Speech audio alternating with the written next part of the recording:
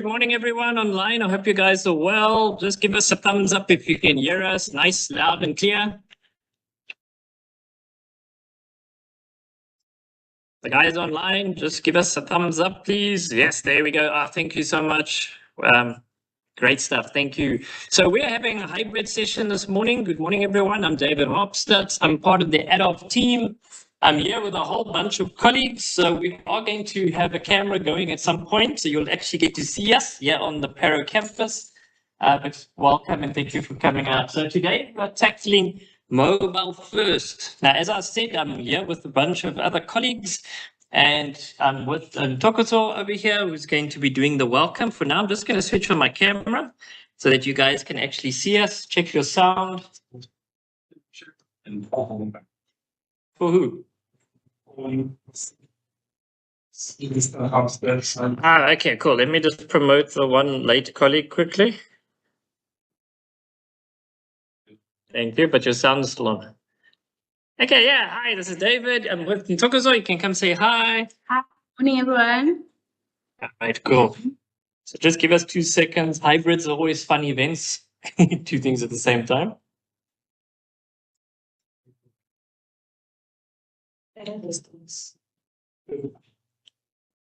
All right, there we go. So you guys can actually see us in Cape Town. That's the camera coming on from Tabang's side. I'm just going to switch mine off.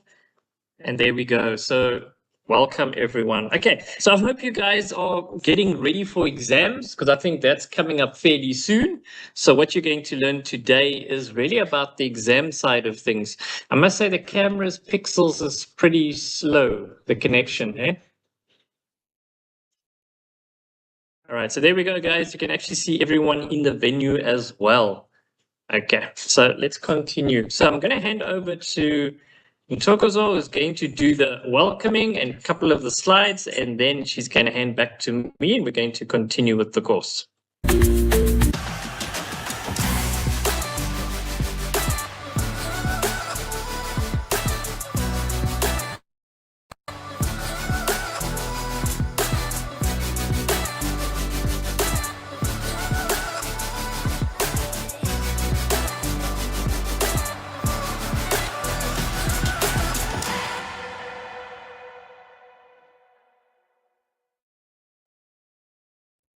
Let me just quickly check if Dr. Chetty has joined us, because I know he might be in another meeting. And there we go. You can just grab a seat. We'll do the register later.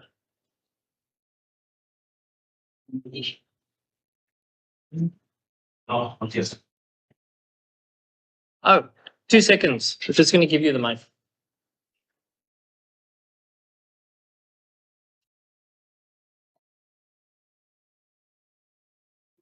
Yeah, you can. Mic's open here. The mic is open here on the laptop, eh? Yeah. Okay, morning, everyone. My name is Ntokozo Matabate, and I am with the ad-hoc team. Today we are doing mobile learning, where you will be learning of gaining more tips and skills on how to study with your mobile cell phone. Yes, basically we're going to be checking on Microsoft, how it works and how it can better your lives in academics. So I hope we're gonna have fun and it's gonna be engaging. And I'm happy to see you guys here today. Welcome, you're all welcome. So for now we are going to allow Dr. Chetty to come and have a message of welcome to the students, isn't it? Is it? Yes, Dr. Chetty just joined us. Okay. Yes, Dr. Chetty, please come and speak to the students for a bit. Dr. Chetty is the head of the team. These are my colleagues. We are doing this in all the regions of UNISA. And I hope Cape Town will be fun for us as it will be for you as well. I am Dozo. This is David. This is Henyo. This is Casey, like the camera, and that's Tabang, the thumb, that's Lindy at the back. We are all happy to meet you all. Dr. Chetty, are you ready for us? Yes. Thank you so much. Thank you so much. Thank you, Dr. Thank you so much, Ntokozo, and a very good morning to all the students that are online as well as all the students that are in person. We'd like to take this opportunity to welcome you to this special training session on Mobile First Masterclass. I know it's going to be an exciting session. And just to give you a little bit of context as we welcome you, just remember that Majority of our students at UNISA use the mobile device for teaching, for learning purposes, and this is one of the reasons why we specifically targeted the intervention on learning, on using your mobile device to optimize it for learning. I know it's an exciting day ahead of you. I've seen some of the work that the colleagues have done, and I know the team is ready as well. So from my side, together with all those that are joining us online, my encouragement to you today is to simply make the best of this opportunity. You've got us here in Cape Town, in Western Cape. You've got us to give you to engage with all the facilitators. You've got facilitators with you that have been facilitating around the country and have over the years trained thousands of students. So at this time, I encourage you to engage the facilitators, make the best out of it while you have them. For those that are in person, don't leave your facilitators until you've got 100% of their knowledge on the subject matter. For all those that are online as well, please use the chats to engage the participants, engage the facilitators. They are more than willing to assist you. And I know by the end of this session, you're going to have a powerful session, impactful session, and benefit from what is on the session. To all the facilitators, I wish you all the best for the rest of the day.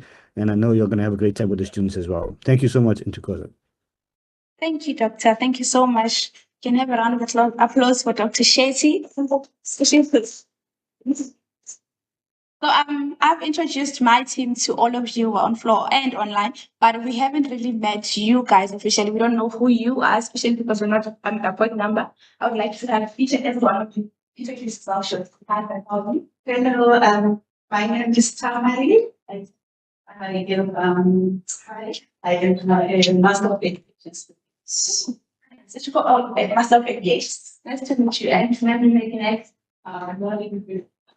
Since we went from Nairobi, I'm doing my master's honors master's. Oh, nice to meet you. I'm nice. My name is Warren. The college is involved. The degree undergraduates. Okay. My name is I'm back on the student before counseling. Nice to meet you. Would you like to introduce yourself, Jonathan? You. Yes, good morning. I'm Morgan Good. Can I follow this phone? Good information, sir. This is the picture. Nice to meet you. Yes, sir. Hi, I'm Sabina. I'm the assistant curator of the Museum of Anthropology in London. Thank you. Nice to meet you all. So I have a few questions. I like that we are all advanced stages, no questions here.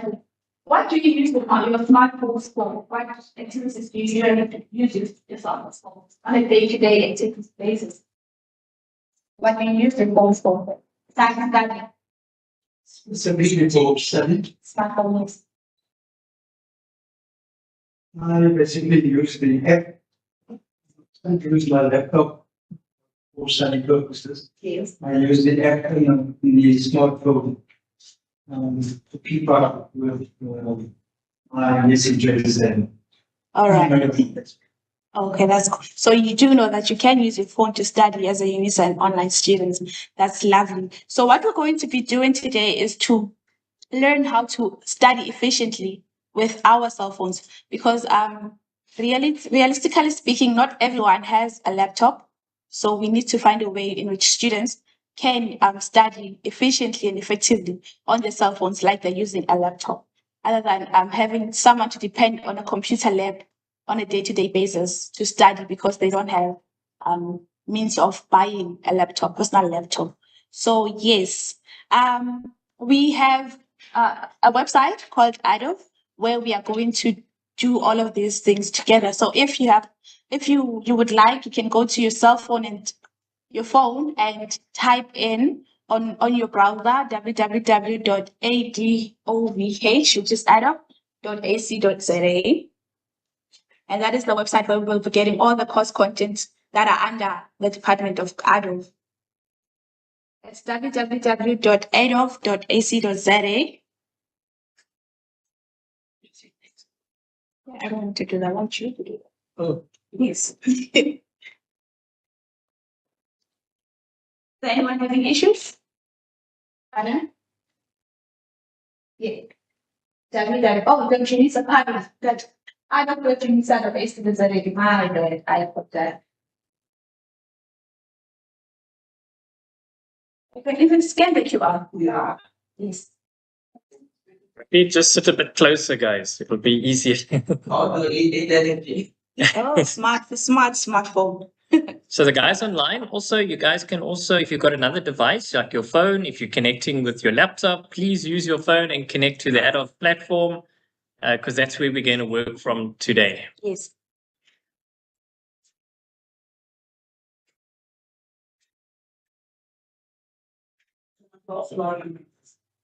Yes. Yes, please. Yes, we're going to do that. Please begin. So you're going to log in with your My Life student account. Remember, anything that is related to UNISA, you use your My Life student account and your My UNISA password. Never your Gmail or Yahoo or anything else. You got it?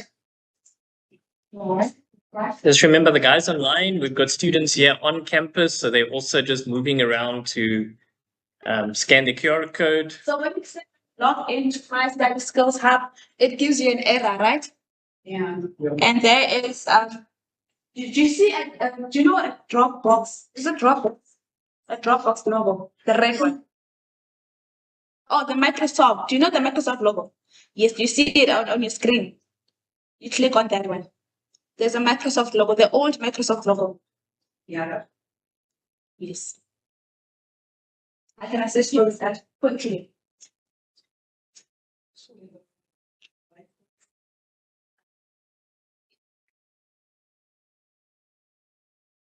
Can connect to UNISA events. Yeah, UNISA events for Wi-Fi. I will be back with you guys now online. Yes.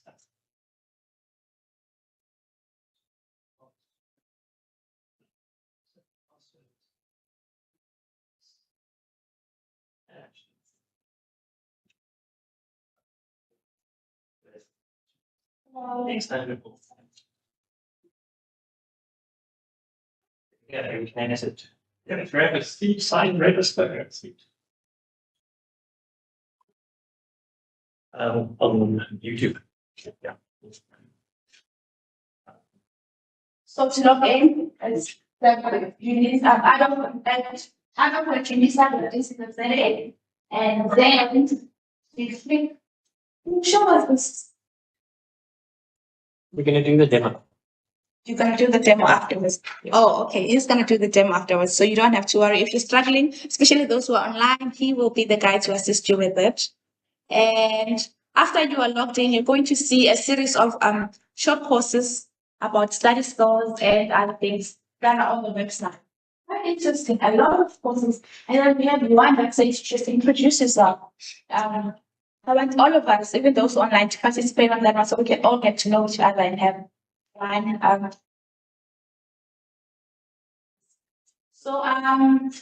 This is the second course of mobile learning. So there's another one on the website. So on your free time, please do go through it so that you can have the content of what was done, what was discussed before we went to the second mobile learning. Does that make sense? Free time you have to go to the first one, what is the second class, and it's different information on. And hi, Sharon. What about the adult search means that I don't know. I don't actually decide what is different. Out of .unisa, yeah. Let me quickly find it again. There we go. Adolf.unisa.ac.za. Have you been on the website before? Then it's fine.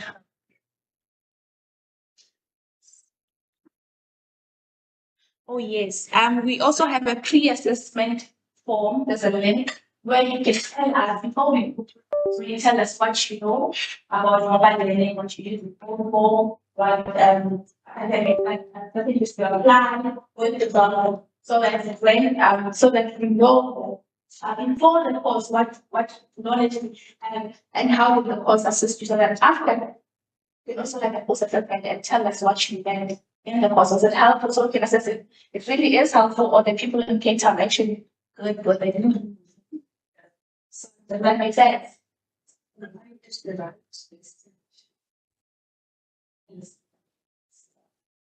So David will be taking us through all of it throughout the day. I think this is where my journey ends. David, do you still need me for something? Yep, for closing. Okay, then I'll see you at the closing, guys. Over to you, David. Thank you, and Ntokozo. So well done. It's your first time doing it, so well done. Thank you. So that's why we bring these young people with us, guys, so they get also experience on doing training and what we actually do as a team as well. Okay, so with the course, I'm going to demonstrate how to get into it for the guys that are online as well as here in person, although most of you guys are already there. So the guys online as well, please just use the chat. And I just want to check, and you can just keep an eye on the chat for us in the Teams meeting, because obviously now I've only got one screen and we're sharing it on the projector as well. So the pre-assessments are quite important. So with all the ad-hoc courses, you're always going to have the pre-assessment, right? Which basically, before you do the course, it's a bunch of questions that gauges where or what you understand about the course. And then at the end of the course, you'll have a post-assessment. And that one's also critical. It's exactly the same questions, but based on what you've learned, hopefully your ratings would have changed. That allows us then to measure, did you understand the content? Did you learn the skills that are in the course itself? So that's why it's really important. If you guys can quickly do this now, do the pre-assessment. It is on the screen. The bit.ly code is there. A link. You can quickly just do the pre-assessment before you do the actual course with me this morning. I am going to cover some of the elements from mobile class number 1, just so that you have got an idea about what was covered in there. And then, of course, we're going to move on to mobile number 2, masterclass number 2. And then we're going to tackle that as well, so that you guys have got a good rounded foundation, especially if you're going to the exam period. What you're going to learn here is quite important, because if you're doing, for example, the invigilating app, that means your phone needs to be working pretty well, because that invigilating tool only runs on your cell phone. Okay, so that makes it easier. But if you've got a laptop, that's the ideal situation. And that's what we really would, all students are having access to. Then Diwe, is there anything in the chat that you're seeing from your side? Okay, is everybody following that? That's great stuff for the online students. I know hybrid's always tricky between 2 different platforms at the same time. Okay, so in Ntokozo, you can also just check the chat as well. I know Nandiwe is busy processing lots of things for budget. So, all right, pre-assessment. Let me know if you guys are done. And if you are waiting, then you can actually go to introduce me. So I'm going to show you that in a second as well. So the guys online, we'll give you a couple of minutes. Please do the pre-assessment. Maybe we can just post this in the chat. Make it a bit easier for everyone that's online. Give me a second. Let me see if I can quickly do that for you guys.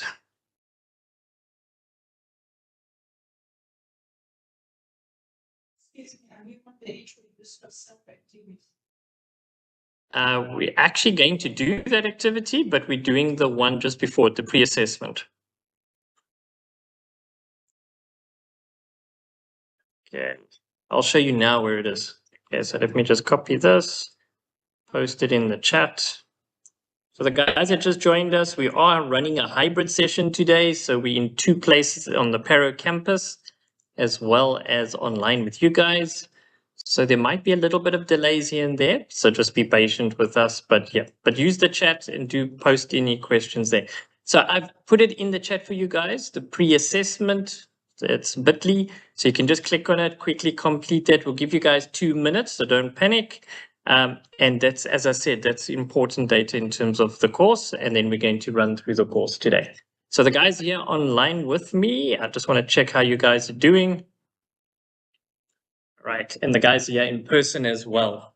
If you have done the pre-assessment, then please do move along to the introduce yourself, which is in the same section. And we'll quickly just see how many of you guys have done that task already. Okay, so for the introduce yourself, we just really want to know who you are, where you're from, and why are you doing the mobile first course. If you can just post something there. It doesn't have to be too long. Nice, short and sweet is perfect. So Yes. It says that using the set is It's working. Okay, so this and that. Change it on with my it's there. So then you have there. Oh, yeah, it's this first option, yes. Yeah, you just looking at oh, that's oh yeah,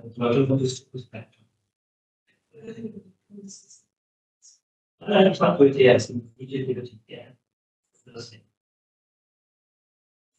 it a try, and then stay at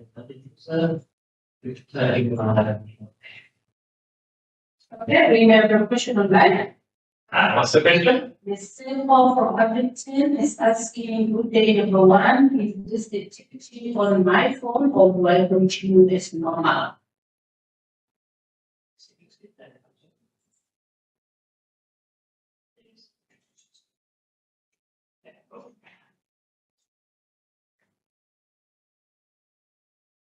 Yes, you can do the activity on your phone. You can also do it on your laptop if you do have a laptop. Lesego, thank you for the question. Although what we're learning today is about the mobile phone, but to make it easier for you, if you've got a laptop, you can follow along and then do the activities and what we're doing today on your phone. So that would be the ideal situation. So hopefully that answers your question, Lesego. Thanks, Lindiwe. can we do it on the app? Which app? Which the student app? Let me check quickly. We know what it is. Oh, yes. So I just pick that up.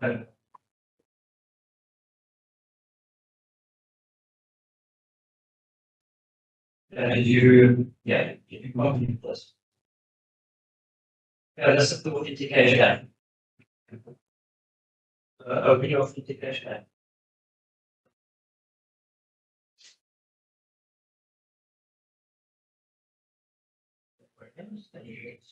Should pull it down.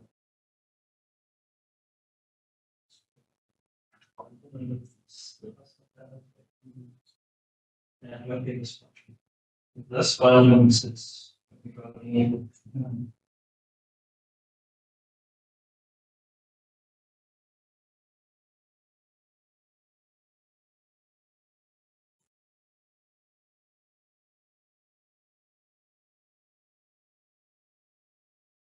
online guys, we'll join you back. Just give us 2 minutes.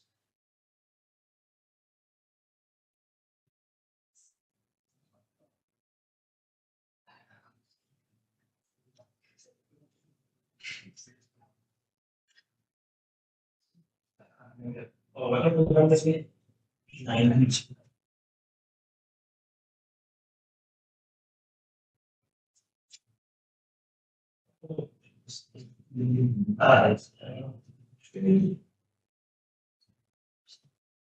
Great.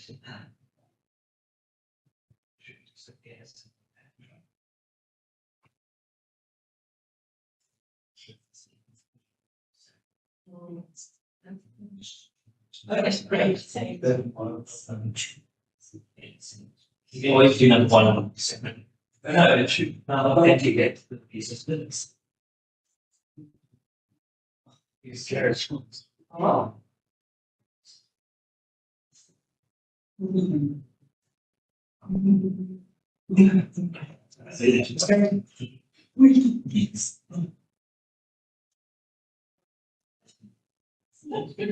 So I can set this side, or this side, and then if I enter the pressure.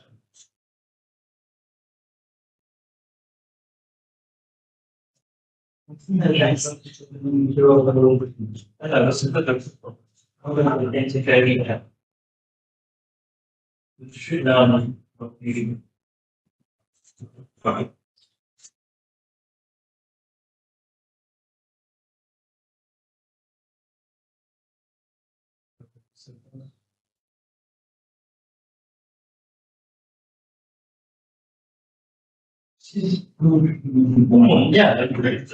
I was just waiting for it. to see this. This one is this one you're in.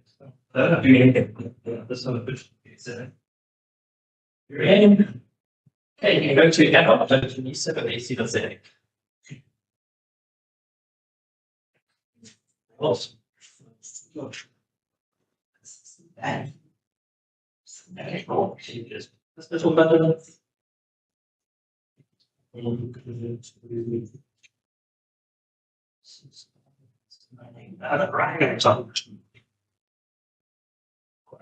Yeah, so the online guys, I hope you guys are logged in, that you've managed to do the introduce yourself.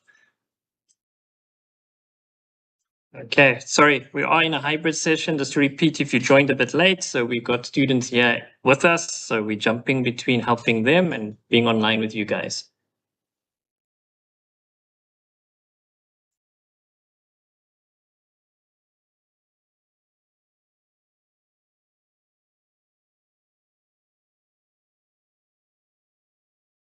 Okay, I see that some of you guys do have network problems. I see on our side as well, the camera is not coming through very well. Hey, that's something we might need to tweak a bit at some point.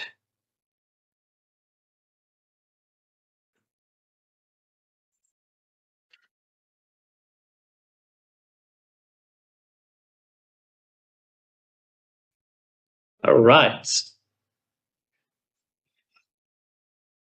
So everyone here in the room, if you managed to get in, we'll just give you 2 more minutes, guys, the online guys. You've got 2 more minutes. Try to complete the introduce yourself activity. And then I'm going to demo how to log into the website. And then just to check who of you guys have introduced yourselves and where you're sitting in the Western Cape or wherever you are. It's not a problem.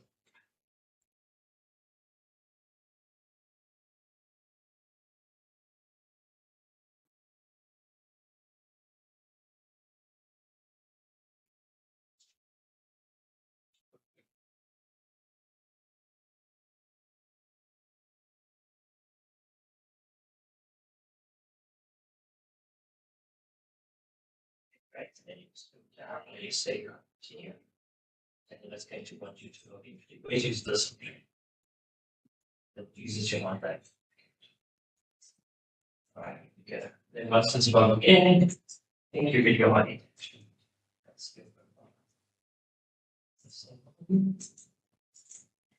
Patient and John.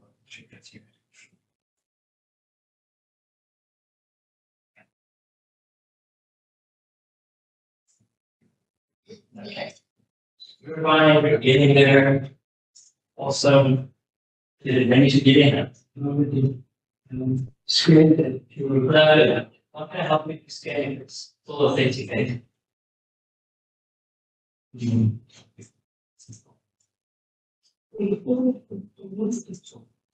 Yes, great. So then that's the introduction. Okay, great. So here we explain how to do it. Then the next page is the actual activity. There you go. So all you're going to, yeah, it is and topic. Just say hello, and then just type the message. Something very basic. Nancy, yeah, that's probably specific options. That's just quick. That's true.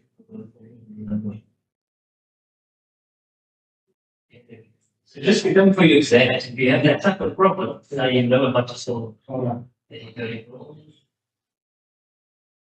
looks like the text version is complicated. So yeah, should get that. So see you one of the so then you roll me should take you directly. So that's also. So it's trying to get through the background of this. So you see, it's fine. Using your own data, like you can I think it's expensive. Then we'll begin this discussion. The name, we'll just say hello. Then this will be a conversation message. And the person must just. So, you find that. Else should be fine. Okay. Laptop is just. Why do you do mobile, guys? Because, as I said, the invigilating app uses your mobile phone only. So it's good to have a good understanding of how it works. All right, so let's continue then. All right, so to demo what we've just done, I know most of you guys in the venue have done it already. So, but let me just show you for the guys online. What we're going to do is we're going to open our web browser. Yeah, just going to squeeze it across over here. And you go to adovh.unisa.ac.za. There we go. Now you'll see it says I haven't logged in yet. Yes, you can come in. Just sign the register over there and then grab a seat.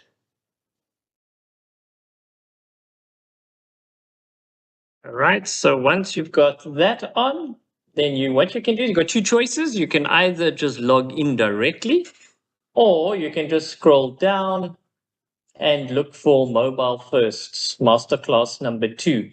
You'll see there is Masterclass number 1. As I said, you can do them individually. Doesn't matter which way you do it. So yes, but hopefully you can see my screen that I'm sharing, Aubrey. Because yeah, that should be clear. If you are having problems in terms of the visuals or sound, guys, then I'm just going to post the YouTube link for you as well. I know YouTube tends to work much better with hybrid, so I'm going to post that in the chat as well for you guys. Just try this one out if the visual isn't coming through great, because it doesn't look very good on my side as well. Okay, the guys are having a look at it, so we'll try and figure out how to get a better quality. Okay, so there we go. In the chat, I have posted the YouTube link. So if Teams sound isn't great or the visuals aren't great, just jump across to the YouTube channel. It tends to be a little bit better for the online guys. All right, so as I said, you've got mobile class number 1 and number 2. So you can do 2 today and then do number 1 tomorrow. It's not a problem, either or. It's really... These are independent of each other, so they don't build on each other as such. They're covering different skills that you need to learn as a student. So I'm just going to click on mobile masterclass number 2, and then it's going to immediately say, I must log in, please. And that's what I would quickly do. And there we go. So just remember, guys, very importantly, always use the option that's saying, use my UNISA email account. Okay.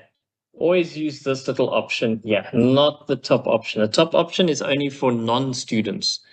For you guys, you always use your My Life. So this is the one that links you to your Microsoft account. Okay, so that just makes it easier for you. So when you log in, it's exactly the same as My Modules. So it makes it easier. Okay, now you're going to just type in all your details. So let me quickly do that. Give me 2 seconds, then I'll be with you now.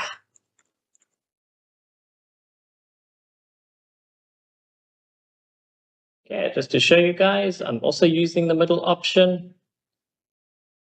And because it already remembers me in this case, because I've been there before, it's going to log me in automatically. All right, so this applies to any of all of the courses that we've got on offer over here. Please take note, the co-curricular, the guys online, do you know what co-curricular is? And the guys here with me, when UNISA says you've got co-curricular activities, do you know what these things are? Anyone?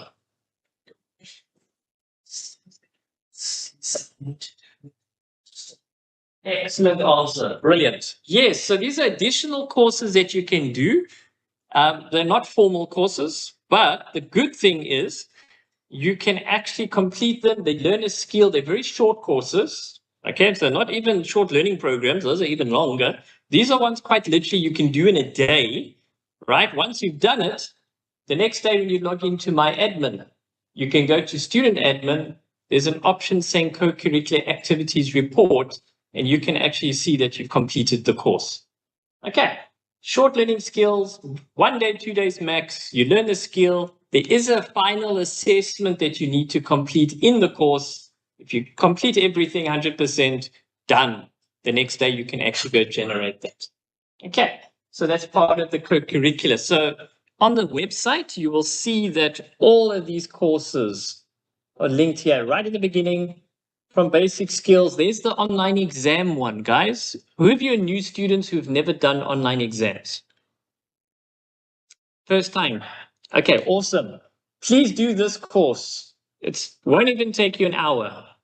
What we do there is we actually teach you all the different proctoring tools that we use. We've only got 3, but we show you how they work. There's a demo that you can go try out with the device that you're going to use for your exam so that you're comfortable with the proctoring tool before you actually get to the exam. Okay, you must do this course, guys. It really, really will get you nice and comfortable to see what is going on. Yes, guys, if you are struggling to see, the camera is not working, Tamang. It's really not working at all. No, but I'm talking about the quality of the pixels on my side is terrible. So I think we can maybe just switch it off for now. Because, yeah, we're sharing on Teams anyway. So, yes, so hopefully you guys can just see the presentation that I'm sharing as well. Just in case, here is the YouTube link, because that tends to be a little bit more stable. Okay, so going back here, so basic skills online exams, definitely do that course. It's a quick one. It'll go through everything you need to know. We've got videos, we've got steps in there. You'll see exactly how to do your profile picture, all that type of thing that you need to do so that you're ready for your exams. Then you've got mobile first. You've also got Her Tech series where it's for the ladies. That's quite a nice course that you can do where we teach you some basic things for ladies, and it's all a community of ladies in there. And we've got some people that come and speak to us as well. It's quite interesting. Lindiwe actually at the back over here actually runs the course, and they're actually going to be having one again on Sunnyside next week. So that's going to be fun. Then we've got Model United Nations, which is quite interesting to understand how the world works and how the whole model works and how we actually need to understand it to make a benefit for South Africa and Africa in general. Because as you can see in the world, people make decisions and then we actually sit with the output of those decisions, like it or not. So we need to understand how Model United Nations can benefit us here in South Africa as well. And we've actually got a company for a partnership with the Dias in India. And the facilitators are there and they actually facilitate the course for us. Very good. We actually got to meet them recently, which was nice. They came to visit us in South Africa. Then we've got the AI course. On Thursday, we'll be running this one as well. If you know or want to learn more about artificial intelligence, but specifically how to create your own agent, and we'll explain what an agent is. I'm sure in the news you would have heard of agents, but these ones we can actually use for tutoring purposes, okay, which makes it a different way of looking at AI. How can it support you with your module? So that's quite interesting. So that's what we're going to tackle this Thursday again. Then we've also got early Stone Age and foundational skills in literacy. So we've actually got the facilitators here with us. So please do join us on Thursday because we'll be tackling AI and fundamental skills together. Then on Friday, you'll see we've got early Stone Age and digital storytelling, which is part of the African Digital Humanities Project. Now, if you're wondering, okay, wait, this is so interesting. Where do I get the information from? Right, all you do is you just scroll down, you'll see there's an invites folder. So on the Adolf platform, in the invites folder, you click on it, and you'll actually get to see all the programs that we're running for this week are actually sitting right over there. So it's easy to access, easy to remember where it is. You don't have to go look for emails. You can simply just come here, click on the link, and it'll open the program for the day with all the links on that you can join. Okay, so you don't have to remember where everything's hiding away. So, yep, under invites on the Adolf platform, you don't even have to log in. You can access them directly from there. So, yeah, so just remember that as well. Okay, but for today, let me just go back. We're tackling mobile number 2. Okay, so just remember right in the beginning, you would have seen the pre-course assessments. If you click on it, the nice thing with a laptop, guys, there's more space. It's always easier to see. Then you can quickly just complete it over here. All right, so very quick little one. But as I said, this is what we know. And then after the course, what did you learn? And then we can measure what are you guys actually learning and what else can we put in the courses to make it more interesting for you or add value. Right at the bottom, There you'll see the final assessment. So try to do all the courses there, right? You'll notice, not the courses, the sections. You'll see there's a white little circle. That means you haven't done something. When it turns green, that means you've completed whatever it is. It might just be viewing the page or discussion, posting something, or assessment that you need to quickly type up. Okay, then it indicates green means done, and then you can move on. Have you guys done the academic integrity course? How was the course? Online, guys, you can just use the chat. Did you do the academic integrity course? You attempted it. You have to complete it, eh? Oh, no. Just pop me an email. I'll ask the lady if they can extend it for you. Okay, the academic integrity course, it's hosted by the Student Retention Unit, and you have to kind of complete it. The problem is where people are getting stuck is they're not getting the green. Yeah, so they're green. Each learning unit, at the end of it, there's a little button says completed. You have to click on that button. If you don't click on that button, you actually haven't completed that unit yet. That's where people are getting caught out. Okay, so please click on it. Every single learning unit, you must go right at the bottom and you click on that little button. Then it will turn green and then unit 6 at the end will open. Then you're finished. Okay, so just for the interest sake, I know students do ask us this. I just wanted to remind you guys, that's what actually holds you up in that course. But otherwise, how did you find the course? Was it interactive? Was it interesting? A little bit too long?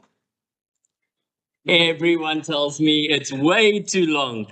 Yes.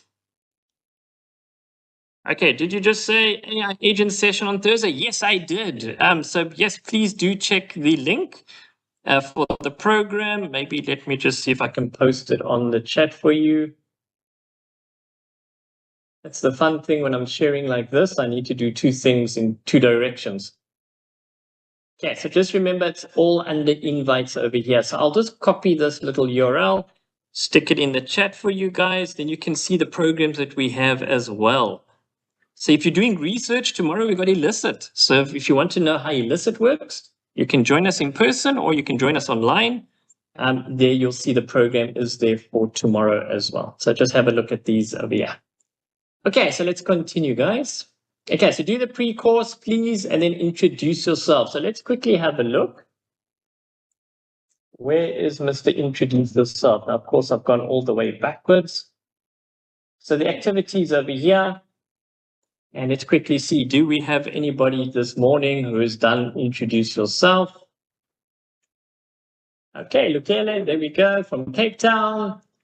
Okay, so yeah, don't put too much information, hey? Just who you are, what you're studying, not your contact numbers or where you live and things like that.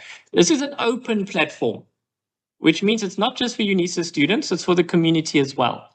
So you can actually take this and go show your family at home, hey, we can teach you how to use AI. It's fine, it's totally fine. It's open resources.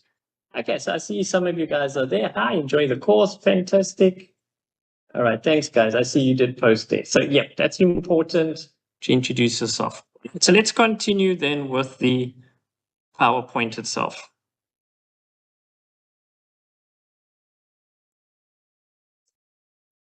Okay, so that was the demo. Yeah, let's quickly have a look. Did any of you guys do Masterclass #1 for mobile first? Online? Anybody? Did you guys do Masterclass #1? It was interesting, but too long. Yes, AIC is like that. All right, so let's see what we're going to tackle today. So mobile class #1, what we do there is we go through the basic literacy, right? All those terms that we take for granted that people don't actually know, like a drop-down list. Do you all know what a drop-down list is? In the venue, I'm asking in the venue and online. Do you guys know what a drop-down list is? Because your lecturer will say, click on the drop-down list. Do you all know what that is? You do know. Okay, yeah, I've got some yeses, but I've also got some very confused looks on faces. Okay, that's the fun of being, oh, thanks guys online. I see there's a lot of yeses. Okay, let me quickly find a drop-down list for you. Okay, it's like, yeah, where my profile picture is, right? As an example. If I click on it, it gives me options.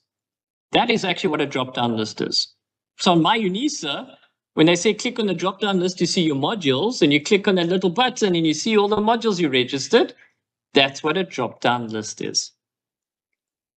It's the terminology that catches people. You know what it is, you just don't know the name associated with it. And everyone uses a different name probably. And that's why the lectures, we say to them, be specific, tell the students, click here, show little diagrams, because not everyone knows what a drop-down list is. The other catch is a laptop is different to a mobile device. When you come to the computer lab and I say type in your email address, you type the numbers and then immediately you stop because you don't know how to do the @ symbol. You need to know how to use a laptop. Even the guys online, make sure you know how to use a laptop or a desktop.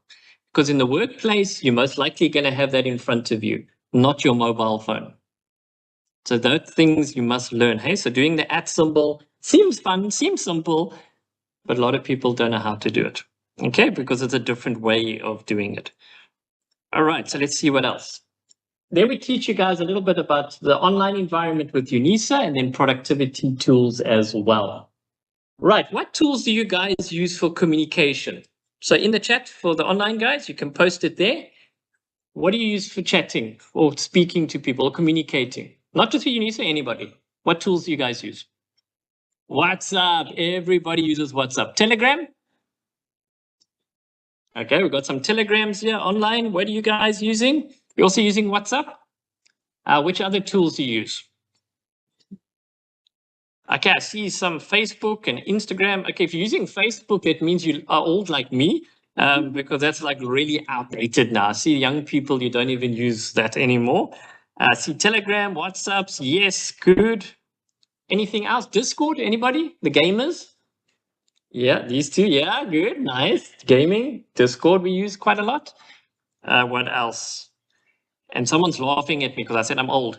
SMS. Yes, Albert, you are very old like me then. Okay, SMS, yes, we still kind of do use it. Yeah, LinkedIn. LinkedIn is actually quite a nice one. That one is actually, it's a nice place to create a profile for you, for yourself. So yeah, that's one thing we actually cover in the HerTech series, ladies. Anything else? I'm just checking here. MMS. Oh gosh, Albert. Does that still work, my man? I like that MMS. Yeah, those were the days. Okay, cool. So those are the apps that you use, right? Right. Let me connect my phone quickly because I actually want to demonstrate using my phone some of the features that you guys can go and investigate. So give me 2 seconds. I just want to start up the little program. It's a really cool little program that allows me to show you my laptop and my phone all on the same thing. Okay, let me just do it again. I know sometimes it jams up initially.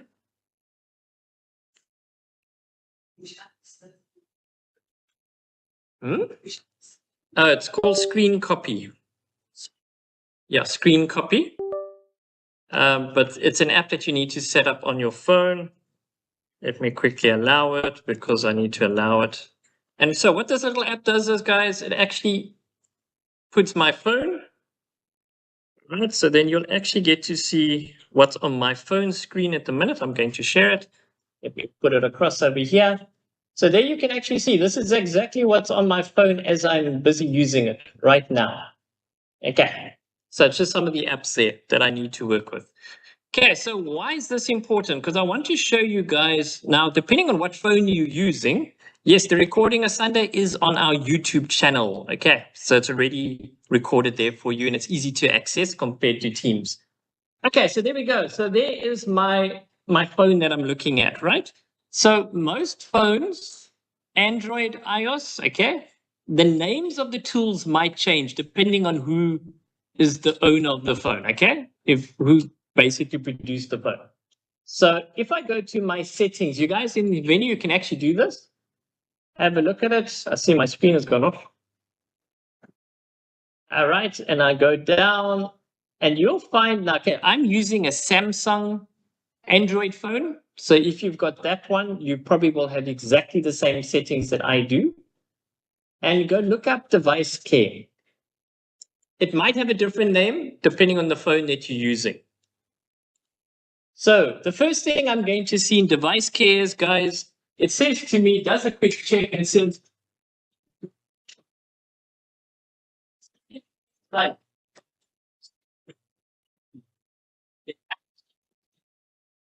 so all those key things that your phone, right, needs to be able to tell you, it's actually telling me one little screen over there. That's the nice thing with Samsung. They've got a nice little thing called device care. You will have a different name for it. Some of the other phones, you'll see battery separate, storage is separate, memory separate. So you'll actually see they're just not grouped together nicely. But Samsung has done it this way, and it's actually really nice. Depending on your phone, you might have to search for it as well.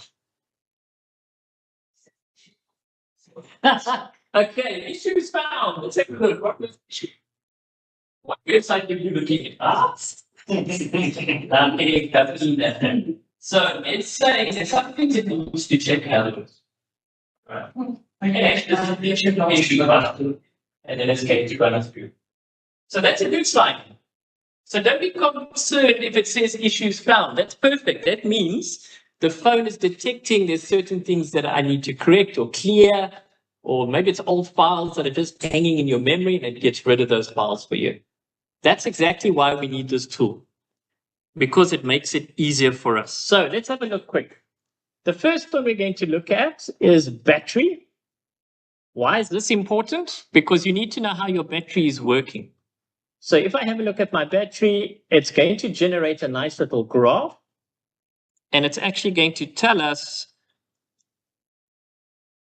all right, how's my battery's performance? So now this looks pretty happy. That's a standard graph that you should expect.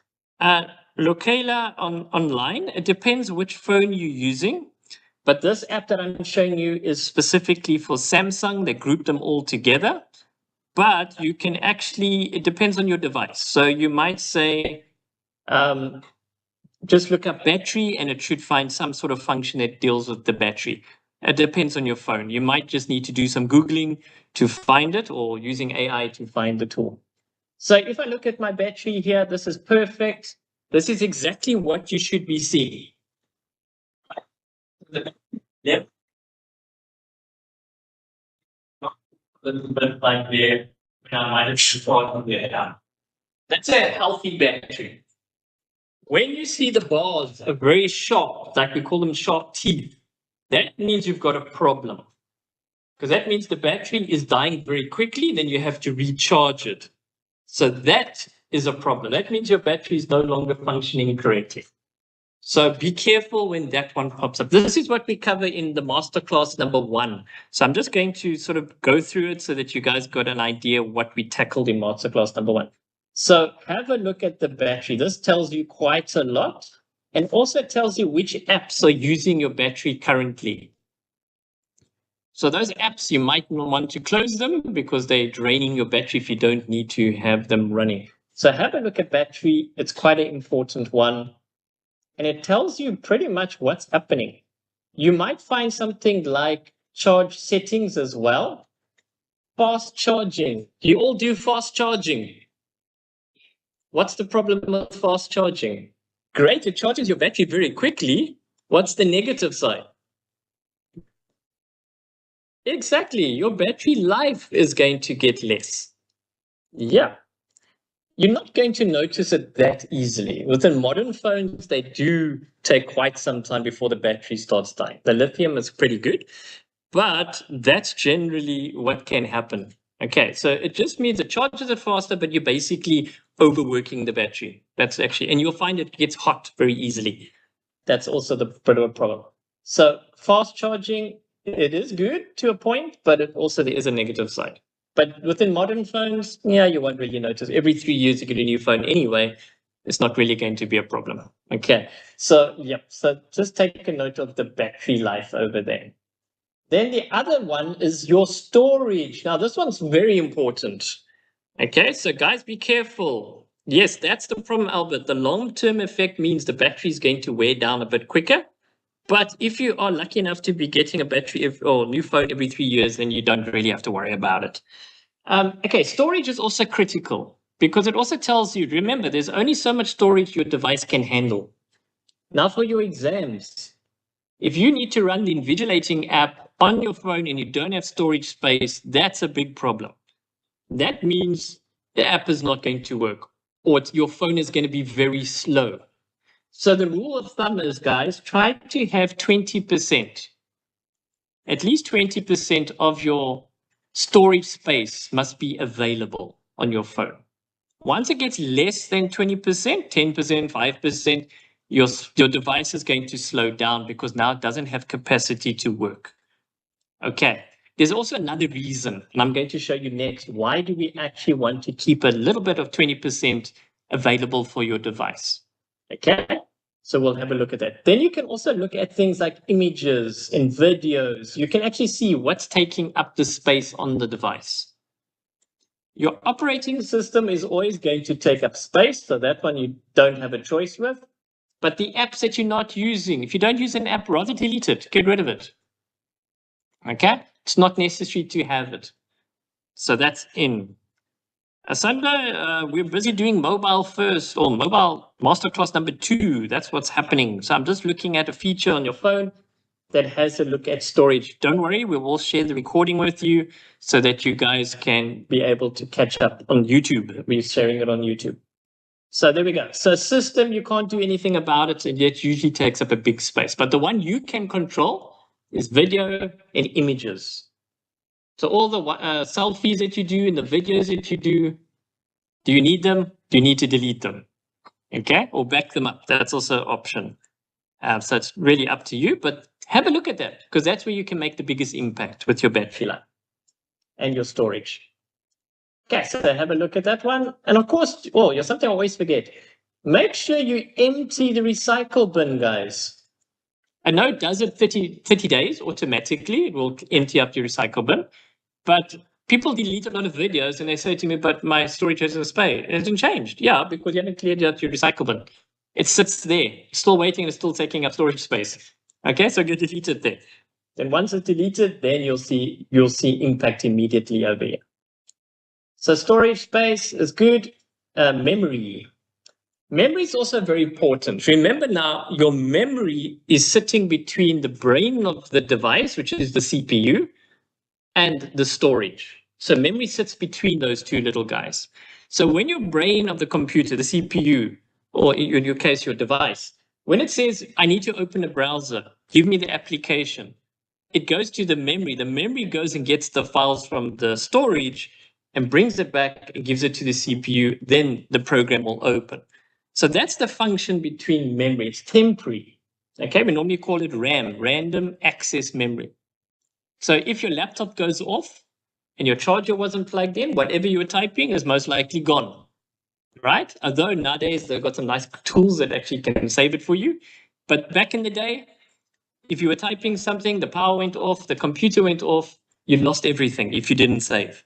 That was RAM. It's random, but it's access memory. So it's really, really not, it's not saved, it's not permanent. So what you can do here is a very quick thing to do. So if you're writing the exam, before you start the exam, cut to memory, clear the memory, because that will also help your device be more efficient. Because now it's going to say, all these programs, you're not using it? Great, let me get out of memory. Let me have memory available for now the program that you want to start. Let's say it's this invigilating app. Then you've got a nice feature. Unfortunately, this feature is only for Samsung. I haven't seen it anywhere else. It's called RAM Plus. Anyone here have got a Samsung or online? Do you guys have a Samsung phone? Anybody? Have you got RAM Plus? Can you have a look? Don't do anything. I'm just saying where it is. Okay, so what RAM Plus means, I can use your storage space. I can allocate some of it as temporary memory. We call it virtual memory, which means when your actual memory starts running low, the CPU can say, oh, let me use the temporary memory or virtual memory as an additional memory to make your device work faster. Have you also got it there? It's all over the show, but yet just yet. What phone have you got? Okay, Android. Okay. So Android users, good. It's also there.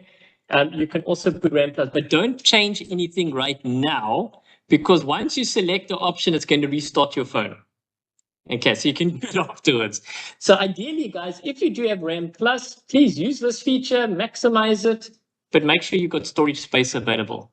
It will make a difference, even though you won't notice it that much, because the device will actually be running and you'll open the programs and you'll work along, but it won't slow down because in the background, it'll be doing that. So it's quite important.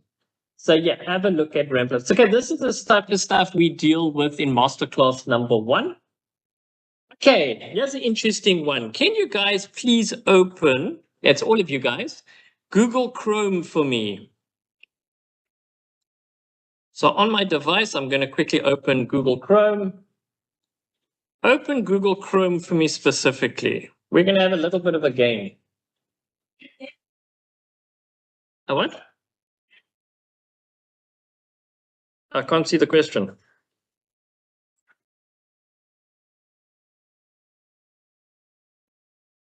Oh, thank you. Yes, you can delete the programs that you don't need, but the ones that come with the phone, you must just be careful sometimes. If they're additionals, you don't need them, you can actually remove them. I know with Samsung, they always give you a whole bunch of things, but it depends on what they are. If you really don't need them and the system doesn't have an issue, then you can uninstall them. It's not a problem. Please open Google Chrome for me, guys. It's this little guy, not Samsung Internet, Google Chrome. You don't have it. Oh no, you need it. For UNISA, guys, Google Chrome and Microsoft Edge. Those are the only 2 browsers we use for exam purposes. So it's a good idea to have one of the 2. Chrome tends to be a little bit more stable. All right, for the rest of you guys that have got Chrome, if you open it, you should see a number here on the top.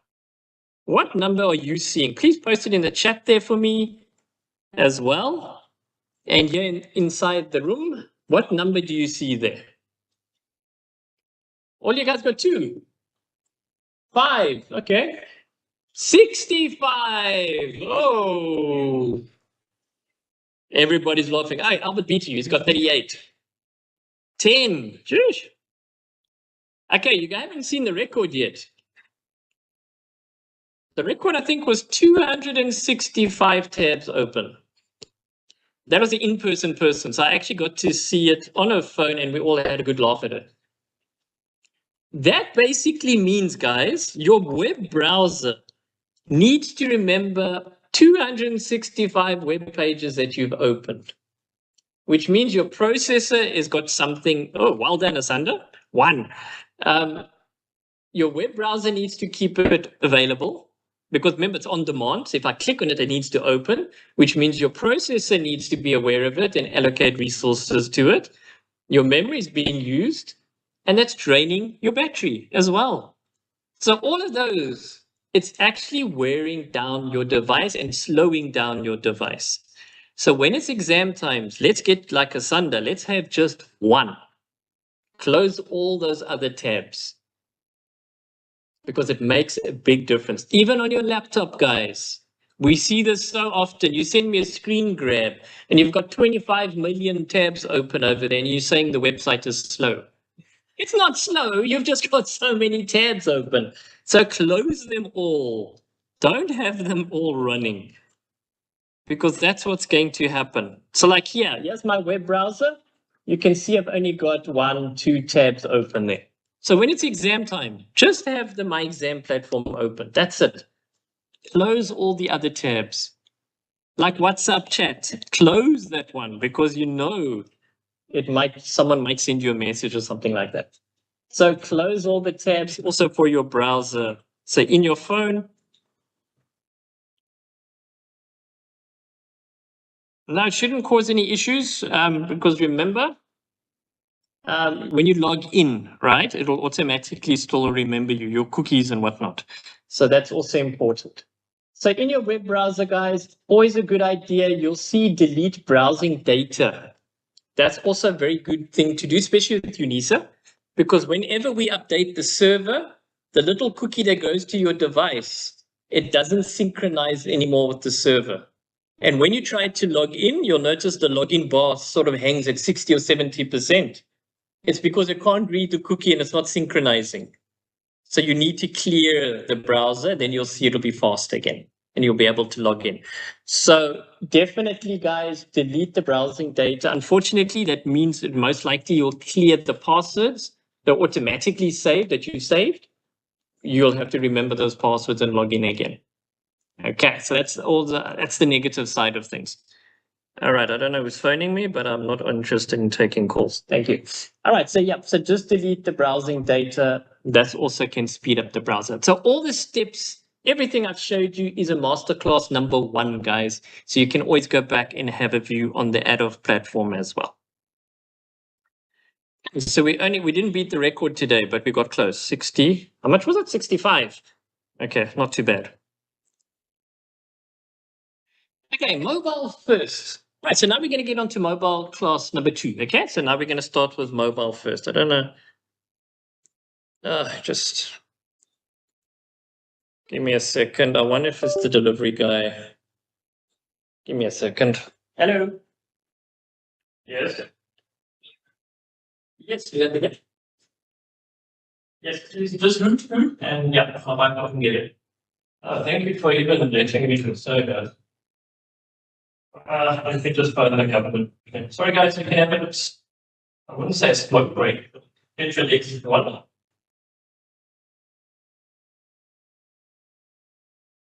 Yeah, you haven't.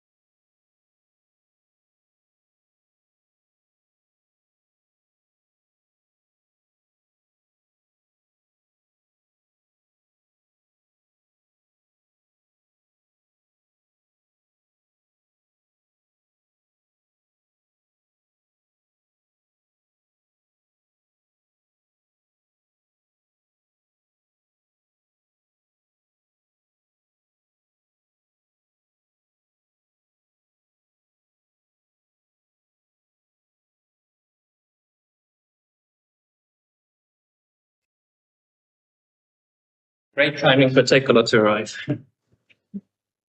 Yeah. All right, so I'm back again, guys. Sorry for that.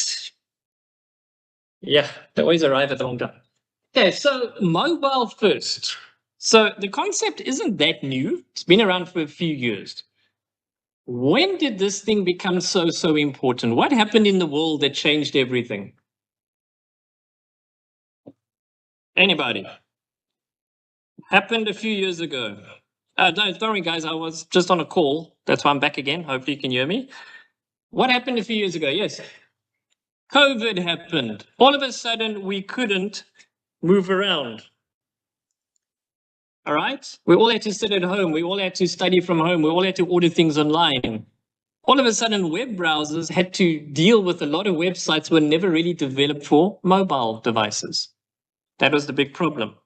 So what happened? We had to change the way we deal with devices. We develop it for the device first before we can actually get to the bigger screens, the desktops. Why? Because your screen size makes a big difference. Okay. So mobile first is really what the concept is. We're going to have a look at how to define it, things you're really doing, identify some of the principles, evaluate it, and then also apply some of the strategies. And that's some of the strategies we're really sort of looking at, how to set up your mobile device, the memory, that type of thing. Right, so mobile first, guys, is a pedagogical focus. In other words, what we're doing is, specifically now for students, because that's what we're looking at, is how does it affect a student who has a mobile device? Can you do all your studies at UNISA just using a mobile device? Yes, you can. We've got students who've completed their degrees and they only had a mobile device. So yeah, it's possible. Right? So yeah, you can do it. So yes, It's not a problem. Responsive design.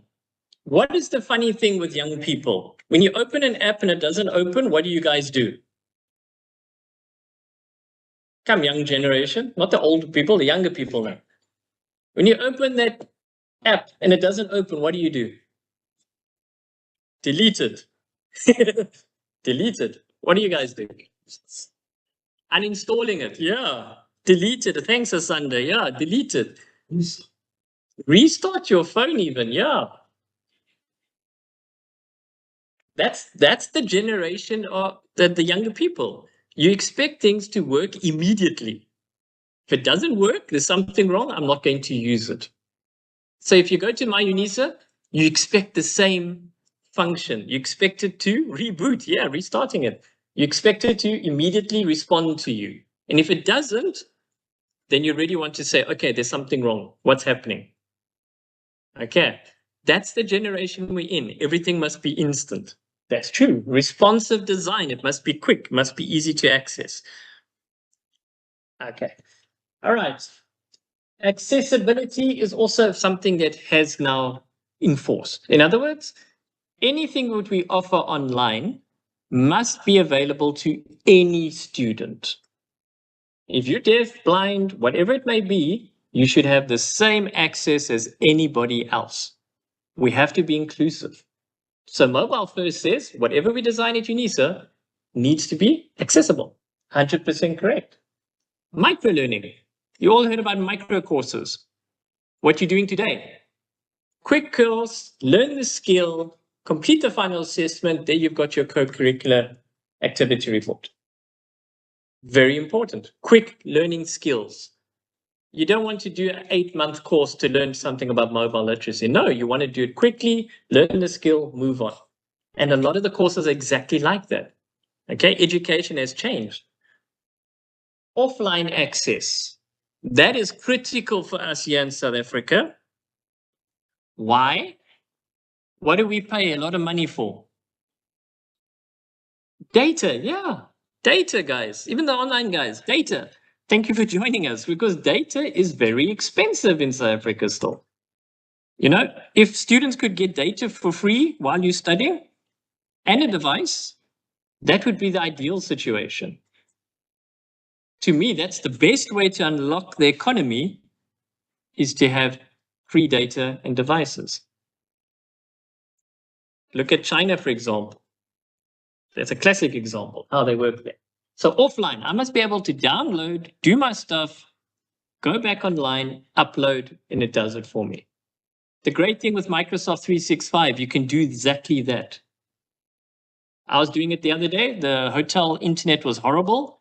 I worked on my files. Once it came back online, it synchronized all my work to the cloud. Everything was updated. That's the power of working offline, online. So you don't have to use the data. Gamification. We already spoke about the academic integrity course, right? It's got a lot of gamified things into it. When you watch a video, then it pauses and it asks you a question. Now, all of a sudden, you have to remember, okay, was I actually listening to the video or not? But now I've got a question in front of me. That's gamified. You got the progress bar.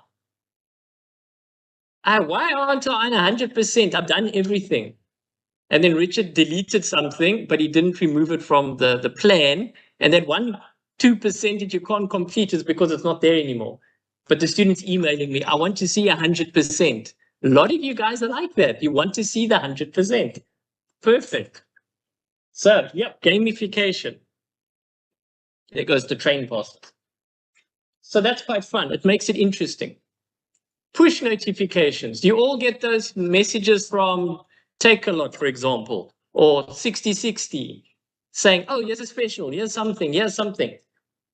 It's push notifications. Do you get the SMS for your assignments?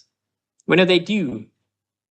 Pretty cool, hey? We came up with that concept a few years ago at the SRU, where we said, let's send reminders. Why? Because life gets busy. Especially if you're working, you've got kids and you're trying to study. Very difficult to do. Okay? So yeah, push notifications. The whole concept of mobile first, guys, is about the student at UNISA. How do the systems speak to you as a student? And that's why Microsoft 365 is critical for you. And we're going to show you a little bit later all the different things you can actually do that you can use it for your studies. Okay. Yes, let's have a look.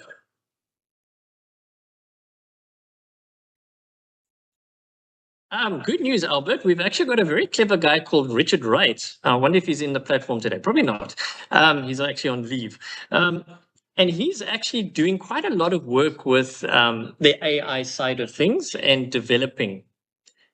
So yeah, we've actually got quite a few things in the pipeline that we're developing, but as an institution, most higher education institutions, they are still trying to figure out how to create policies with AI and how to implement it. So it's an interesting space, but at ADOF, we actually are pushing the boundaries. And Lawazi, for example, is using ChatGDP 4, and you can actually have a chat with us. On Thursday, you'll actually get to meet Lawazi, our AI chatbot, right? You can actually talk with her, and she's actually pretty cool. So yeah, check it out that for Thursday as well. Yes, Asanda, of course, that is an assumption about the 10% that can focus or won't be able to focus.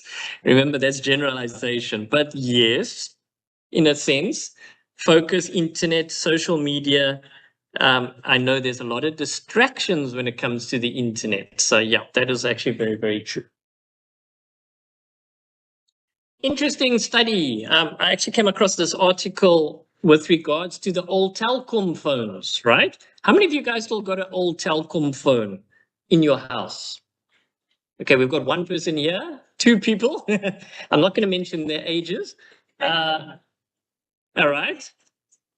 Interesting. In KwaZulu-Natal, most families, it was about, in this survey that they did, nearly 79% only had a mobile device in their phone, in their house, for communication purposes. So all the old infrastructure, the old telephone lines, they don't use that anymore. Completely mobile only. Whereas your Eastern Cape was probably one of the least. They had 67% only had a mobile phone. So they're still relying on the old telecom infrastructure. But of course, now with phones being cheaper, much cheaper, easy to access, a lot of people just jumped on the phone and got rid of telecom. So the business obviously changed. So it's interesting to see that, yes, we still do have that older technology that almost nobody knows how to use. If we had a phone here, I'd love to see these young people, okay, dial it. They wouldn't know how to do it. Yeah, because you have to... You guys must check YouTube. Maybe there's someone got a video. How we used to phone. To the day, guys, we memorized the telephone numbers of our friends, or actually home numbers. We never had phones. We had a little book. We wrote them in. Shane, this is his number. Hey, Shane, are we meeting up? It was very different now. You guys, everything's just on the phone. Anyway. Yellow pages. Oh my gosh, you just exposed your age. Yes, the yellow pages as well. Do you guys online, do you still remember yellow pages? So yes. White pages, oh my gosh. Yeah, so yes, okay, there's a yes online. They also remember yellow pages. So yeah, it's interesting how the world changed. Now we just use, well, good example. Who of you guys still use Google to search? Almost everyone uses AI now to search. Yeah, someone, Chegofatsu, is saying, what's that? Chegofatsu, it's back in the day when I actually had hair in my head. We had a book called The Yellow Pages where all the contact numbers were. It's actually very interesting. All right, so what are the benefits of mobile first design? So we've been talking quite a few things, but let's have a look at what the benefits are. First thing is your user behavior. In other words, remember now they design the apps for the mobile phone first before it's released to the servers and everybody else. So the design principle is, let's get it to work on a small screen, make sure the website or whatever it is works perfectly there, then we release it to everyone else to use. Okay? Performance and data always go hand in hand, as we just discussed. If the app doesn't open quickly, you think there's something wrong and you actually want to delete it even or restart your phone or whatever it may be. It might just be the device care needs a bit of attention. maybe then the app would work very easily, or maybe it needs an update. So that's also part of the problem. Remember, guys, if you're using your exam for your mobile phone for your exam, you need to make sure it's working as best as possible. Okay, I see some students are just joining us from the outside. We'll give them 2 seconds to come in. So the online guys, I haven't vanished yet. We're just letting these guys come in quickly. Hi, grab a seat. Anyway, it's fine.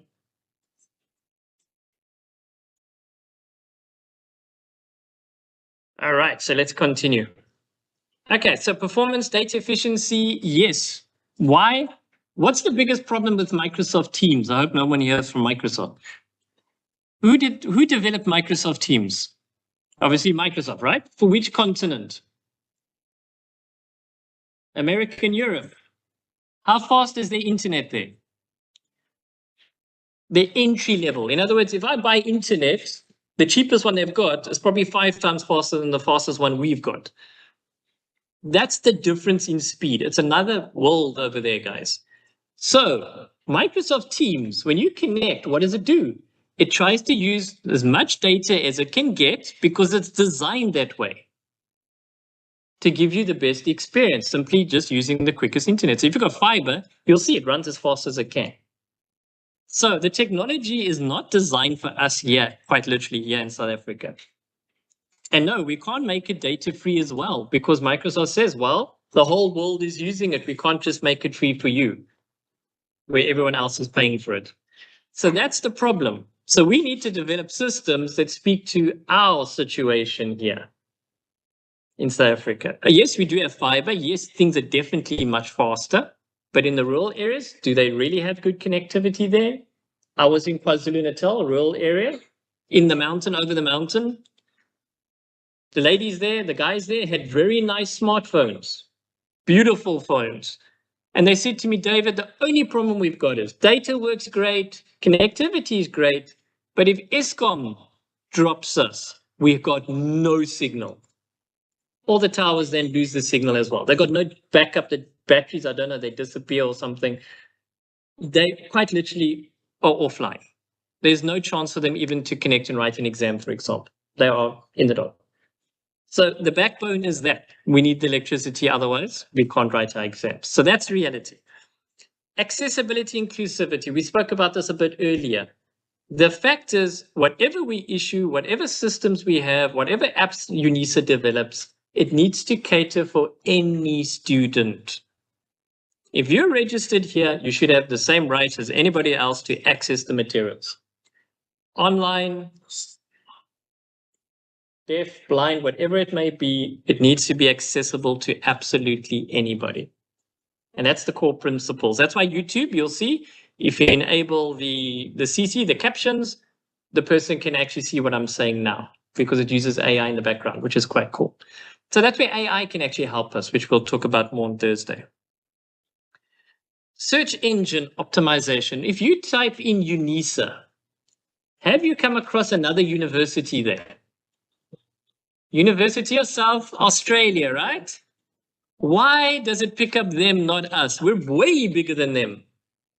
It's because when they registered their website, they registered before UNISA, and hence Google says, okay, this one belongs to you. Irrespective, if we've got 400,000 students, it'll always pick up theirs first, and they've got 10 students there. So it's interesting.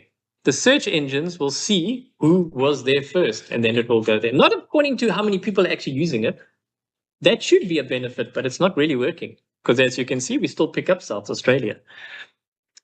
And then scalability. What's the golden rule of UNISA?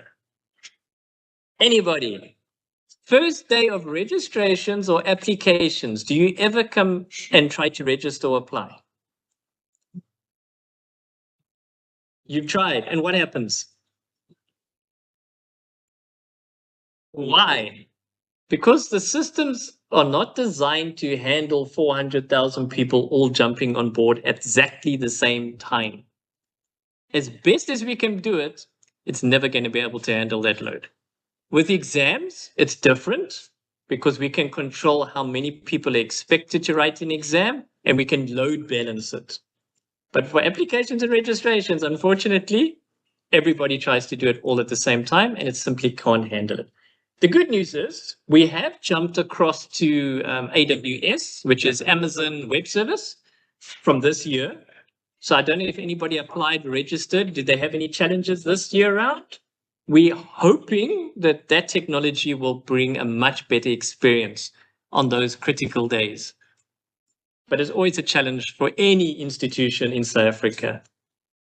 The first day of anything, because our infrastructure, the internet generally is the challenge, it's the bottleneck. Yes, you're going to ask a question? You're fine. All right. So yes, guys, so that is always a challenge. And unfortunately, there's only one website in the whole country that everybody can log in at the same time. Which website is that? Anybody? It's a government portal. Yes, SARS. SARS works beautifully, guys. Why? Because the tax man wants your money. So one website in the whole country, it works. We can all log in right now. It will work perfectly. Is SARS. Which other government websites work very, very well? Shouldn't be that hard to think, guys. Yes, that's not too bad. The one with the driving? Enough. Yep, works pretty well. What about NSFAS? Everybody goes, oh, horrible website. I've tried to help so many students on that website. Ugh. Anyone else? What other websites? Good or bad? Government ones. SASSA? That's there. I think there they need an upgrade of note. I always feel sorry for seeing these old people waiting in these long queues for SASSA. That is just horrible. Can't we come up with a better solution for older people? Anyway, so SASSA is a tricky one. What university websites do you guys access? By now, you should be able to tell me. You're almost in December. My UNISA, my modules, the library, that horrible website. Library, okay. Actually, the library, the new one is actually much better than the old one. Yes. The MOOC one, thank you. I like this guy. Gave me an extra present. The MOOC one, very nice. Yes, that's also one of ours. The Adolf platform, good. Anything else, university? My Life. Just remember, My Life is linked to your Microsoft account, which means as a student, you get Copilot, you've got a license. That's very important. Eh? You're going to see now in a few minutes. So yeah, that one's very important. What other e-learning platforms have you guys used before? On the chat, you can also put in there e-learning platforms. Okay, we've got Blackboard. And how was that?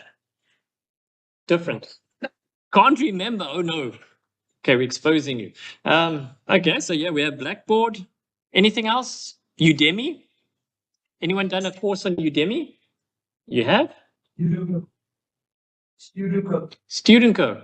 Okay, yes. edX. That's another one. Online, guys. Any other e-platforms that you've studied on? Short courses? Allison.com. Very nice. Yes.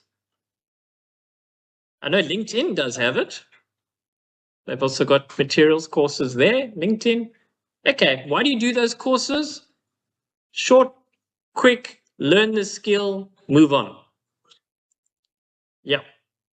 Yes, so yes, we do. Coursera. Yes, thanks, Albert. That's also a very good one. Very, very nice one, the Coursera. Right, so which other ones do we have? Okay, online banking. Anybody got a credit card yet? I want to show you a quick trick. You guys know me too well. Okay, online, guys, you can just post a picture of the front and the back of your credit card. I won't use it for shopping, I promise. Guys, be very careful with your phones and credit cards for obvious reasons. Okay?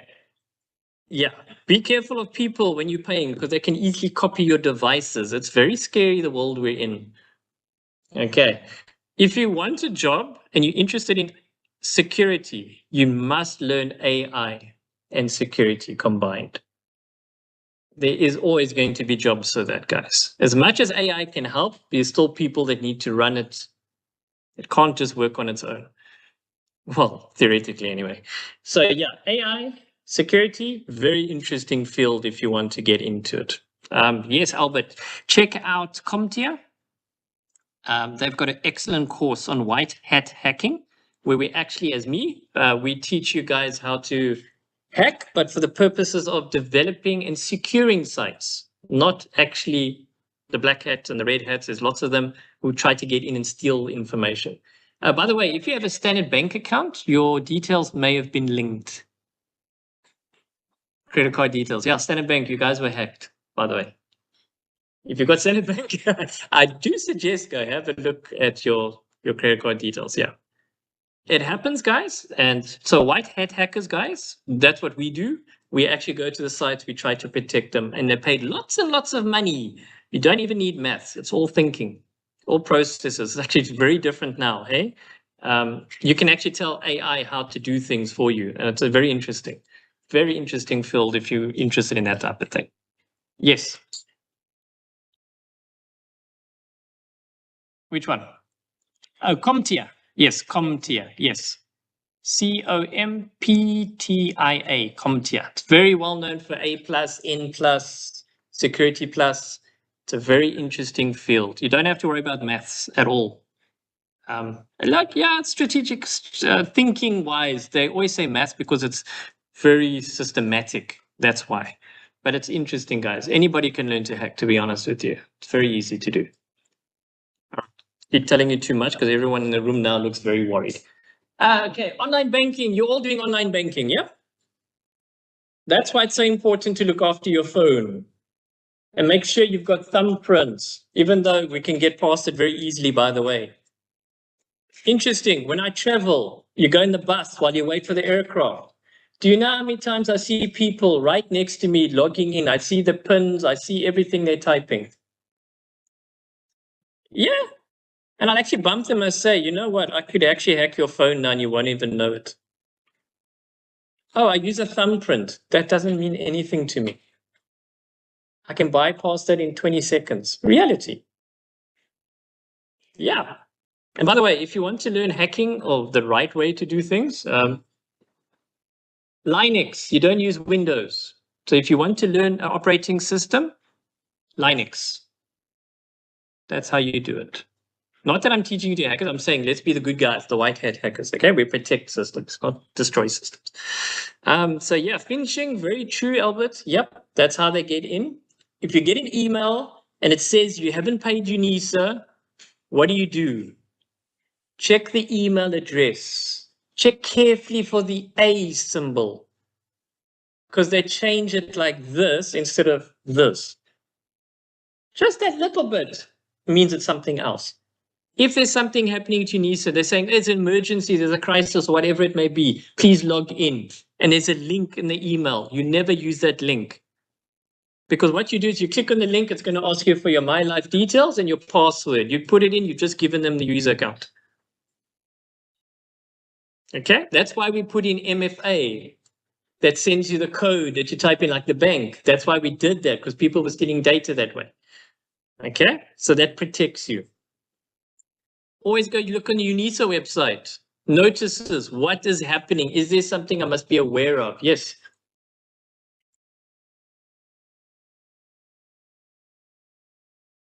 Well, it was good until AI happened. Because AI can basically, I can take a picture of you and the certain tools that we've got, it can make an image that it looks identical to you. And if I put that there, it's going to say it's you. It's a scary world we're in, guys. It's not a bad thing. It's better than nothing. Because I know Discovery, they do that. And they say blink your eyes and all weird things to make sure you're a human, not just an image. But yeah, it's not easy. We are still online, Nasipo. I'm not sure if the sound side on your side, but it looks good on my side. You can log in again, or maybe try the YouTube channel as well. That could maybe work. Sorry, we're in a hybrid session for the guys that came late or joined late. So just in case you're wondering who I'm talking to, the guys that are online. Okay. Okay, cool. So online banking, interesting. E-platforms. Oh, come on. It starts with a T. Everybody uses it. What websites do you shop on? Temu. Take a lot. Yeah, they just phoned me today. Temu. Oh my gosh. Why do you guys use that website? Apart that it's cheaper, definitely. Is it easy to use? Is it quick to order? Is it quick to pay? Do you get your items very quick? Why are we not developing our own Temu for South Africa to export the products that we are making? The Chinese are doing it. Why can't we do the same? They're clever people. They know how to make systems, train people, send them there, open businesses, export the product. That's what they're doing. We should do the same, guys. Temu, yeah, works very well, very efficient, nice and cheap. That's why we spent how much money last year? 10 billion, was it? Rand? And people, Woolies and everyone saying, why didn't we spend there? Well, because you're charging us 5 times the same thing. Yes, question to that? You can order it internationally, yes. No, it is. Takealot is South African, although we've got a lot of suppliers that are international. But yeah, yep. But it's not bad, but it's still more expensive. Temu is cheaper. But with Temu, always read very carefully the description. My brother ordered boxes, and when they came, he thought, and he wondered why it was so cheap. I'm like, really, brother? Millimeters, not meters. So yeah, read the descriptions, otherwise you get something else. But again, you can return it. It's actually very efficient, very efficient. What other websites do you use? Shein, there's another one. What else do we use? Amazon. No, it's too expensive. It's American dollars. Even though now they're South Africa. Or Walmart, down the road. Have you guys been to Walmart? It's so boring. Sorry if anybody works there. Alabama, yes, that's another one. I actually honestly thought I'd walk in there and see American products. It was like, this is like macro. It's all the same things. What was the big deal? I mean, it's the same thing. So that was disappointing. Alabama is also quite interesting. That's also got some products. But again, they tend to have something there, but it's not quite ownership-wise. It's always a challenge, that one. eBay, yes, the good old eBay, and Bid and Buy. There's another one that's local, South African, that I know people use. So yeah, lots of e-commerce that we do use. And of course, that's where we make money, guys. That's where you make your own businesses. Okay, next slide. All right, so when we go look at responsive web design, now we actually touched on the one already. When you zoom in and zoom out, when you change your screen layout from portrait to landscape, if you're doing online exam and you're doing multiple choice, write it this way, because you'll see the question and the answers. Yeah. Yeah, that's it. So for the online guys, sorry, you wouldn't have seen me doing that. Let me quickly show you, put my camera on. What I was saying to the guys is, if you're using your smartphone for your exam and it's multiple choice, put it this way, not this way, because this way will be very difficult to read the question and see the answers. So understand how to move it around. That's important. Okay, so if you're doing it that way, definitely it will make life a little bit easier for online exams. Right, so what else do we need to do? Images, that's very important on a website. If you've got an image, right, and you have to zoom into that image, how do the pixels, the little blocks, do they stay nice and tight or do they become very obvious? If that's a diagram and you need to study for it, right, then we need to make sure the image is high resolution. So when I zoom into it, it mustn't lose the quality. Because remember, smartphone, small screen, I need to enlarge it because otherwise you're all going to get glasses. Oh, by the way, have you all had your eyes tested this year? Why not? Online, have you tested your eyes this year? Anybody? Say yes or no. I got you guys on the register, so I'll phone your no. There's lots of no's coming here. Yes, Asanda, good. Tested your eyes. Because what happens with these little screens and these little screens? They're all going to damage your eyes. Especially at night. I don't know why people like to use their phones at night and it's dark and you see the blue light and it's like, what are you doing? Okay, so yeah, just test your eyes, guys. Make sure you look after your eyes, eh?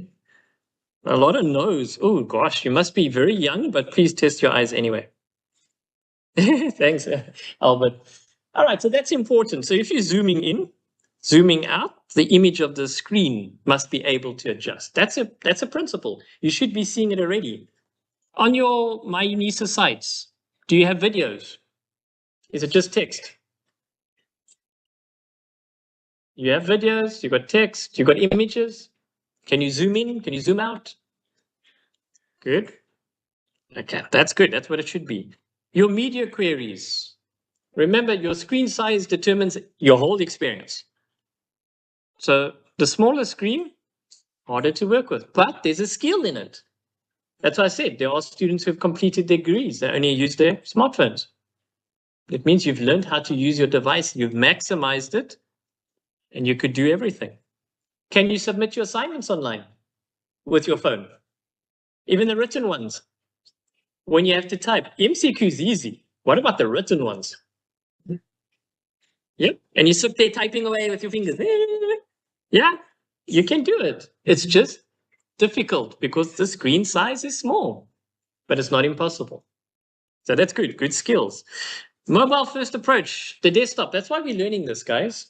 Because a lot of things you're seeing now on the TechLots, on the Temus, that's why Temu does so well. You can use your phone, but the experience is exactly the same as if it's on a big screen.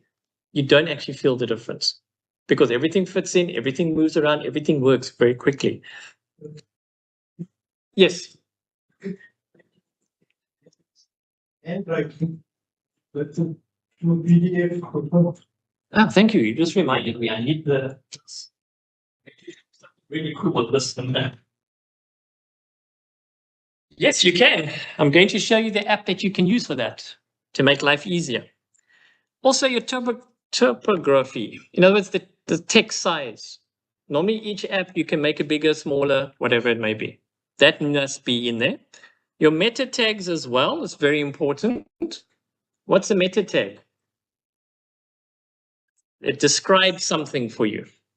Okay? So a deaf and a blind person, if they see an image, they're not going to, the system is not going to read the image. It's actually going to read the meta tags and say, this is what the image is about. That's why it needs to be in place. So it's very important. Yeah. Then your content. In other words, how do you put content into a My UNISA course? Are you only thinking about the person that's sitting in a laptop? Or are you thinking about a student that's sitting with a smartphone? Well, the good news is Moodle, our friend Moodle, takes care of that for us, actually, because it's mobile friendly. So it will then redesign and reshape itself to fit your screen. Okay, so that's a good thing. That's why we use Moodle. Please don't install the Moodle app. You all know the Moodle app? Please, you don't need it. I know the emails that we send, it always says that you can download and install the Moodle app. That's just a generic thing that they do. You don't need Moodle at all, guys. Yes, you can get it to work today, but as soon as the server doesn't synchronize with the Moodle app, then you're going to have logging issues. The content is not going to change. Your assignment's going to be stuck and you'll be like, what's going on? That's why it's not designed for that purpose. Okay, we use Moodle where we develop My UNISA onto. So we only use My UNISA. The Moodle is just in the background, basically. It's all the pictures and the graphics and the, yeah, that's what Moodle is. So you don't need it. Right, so that's what we covered in Module 1. Module 2. Pathways to effective online learning. Okay, so at this point, you've already done the AIC course, the academic course. So you've had that experience. All right, now you've gone to My Modules and you've got your courses, and now it's April already, so you should be done with that almost. How did you find the difference between the two? AIC, very long, yes, you've already told me. Lots of graphics, lots of videos, lots of interactive. How did you find the UNISA modules? Text, PDF, simpler, right? Not that interactive things that you were doing. Which one would you prefer? Even the online guys, which one would you prefer? The AIC course in terms, let's say it was just designed for law or science or maths or whatever you're doing, right? So it's your module that you're doing. Would you prefer to do it in that fashion with that interactivity, or do you prefer it the way it is just done now?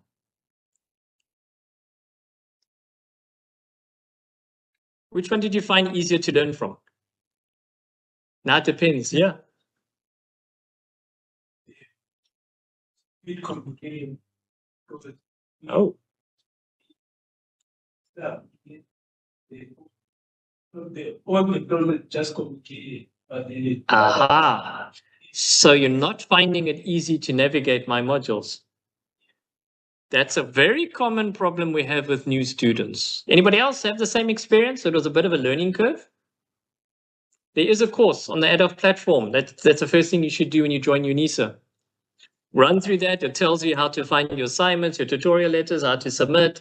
It grounds you. Then from there, you should be easier. So yeah, it's not very easy. And we find that a lot. It's also inconsistent. Because the one place you can click on announcements, you find your tutorial letter. The next module, you click somewhere else, you find it there. There's no consistency where you find your information or the learning modules. Everything is different depending on the lecture, how they set it up. So yeah, those are the general challenges that we do pick up with new students as well. Are you all accessing your My Life email? Okay, that's very important. Because if you use Gmail and you send me an email and you're talking about payment, guess what happens? The server spam folder immediately says, you want to try and get money here, we're going to block you. We never even see your email, guys. That's the problem. That's why it's important to use My Life, because then your email will come through to us. But please do not email the whole planet when you're asking for help for something. Guys, if you put in to David and Richard and Denzel and yes, like it, you see like 100 people in the email. Do you think everyone's going to respond to you? Probably everyone's going to think someone else is going to respond. They're not going to respond to you. Send it to one person, okay? And take it from there. Where do I get the contact details? Because that's also a question you guys love to ask me. So let me quickly show you. This is always tricky when I have to do it this way. Let me just move my screen a bit. If you go to UNISA's website,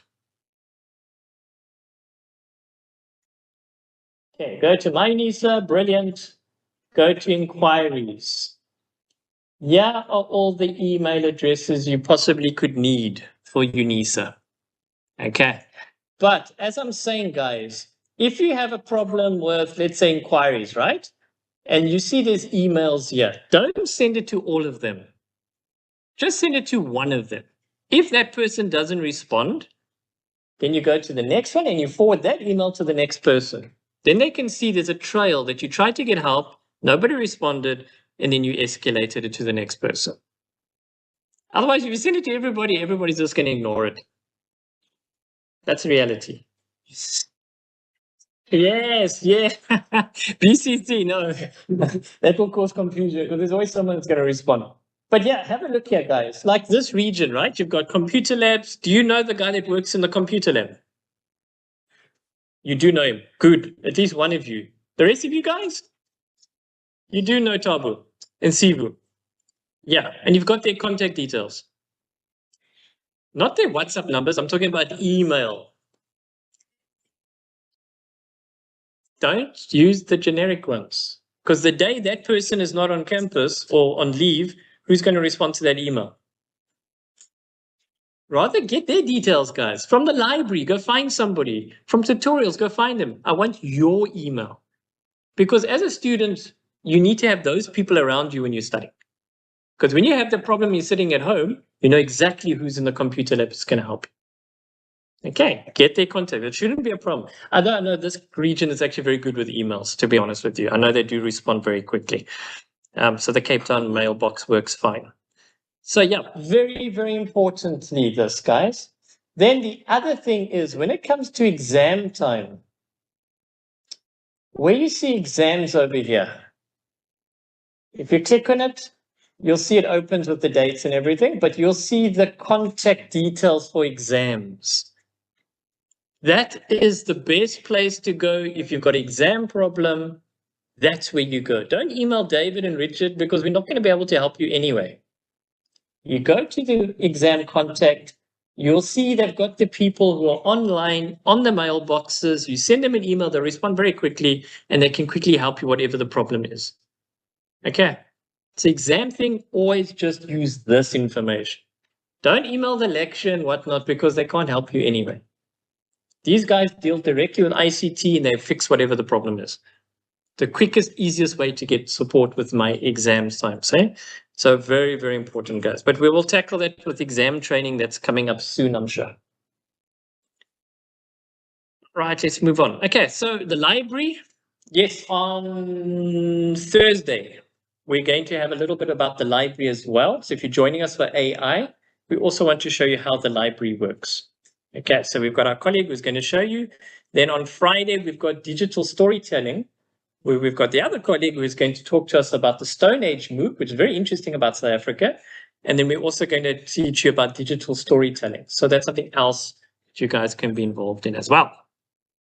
Right, my favorite thing I need from you guys, this picture.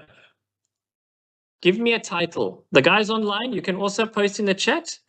Give us a title that describes this picture. If you're sitting at the back, I hope you've got good eyesight. This picture over there. Give it a title. Let's see. Yes, go for it. Yeah. Okay, bridging digital gap. Great. Technology brings people together. Very nice. Thank you. Anything else? Technology. Rural technology. Very interesting. All right, let's have a look at this picture, guys. Ah, nice. Introducing technology to younger generation. Interesting. Technology introduced to rural areas. Okay, there we go. Very nice. All right, so let's have a look at this picture. Who's missing from this picture? The mom. Yes, the mom is missing. We can see, looks like Coco, Granny. We've got the dad, we've got the son, and we've got a younger daughter, right? So mommy's missing. Interesting. Who is holding the technology?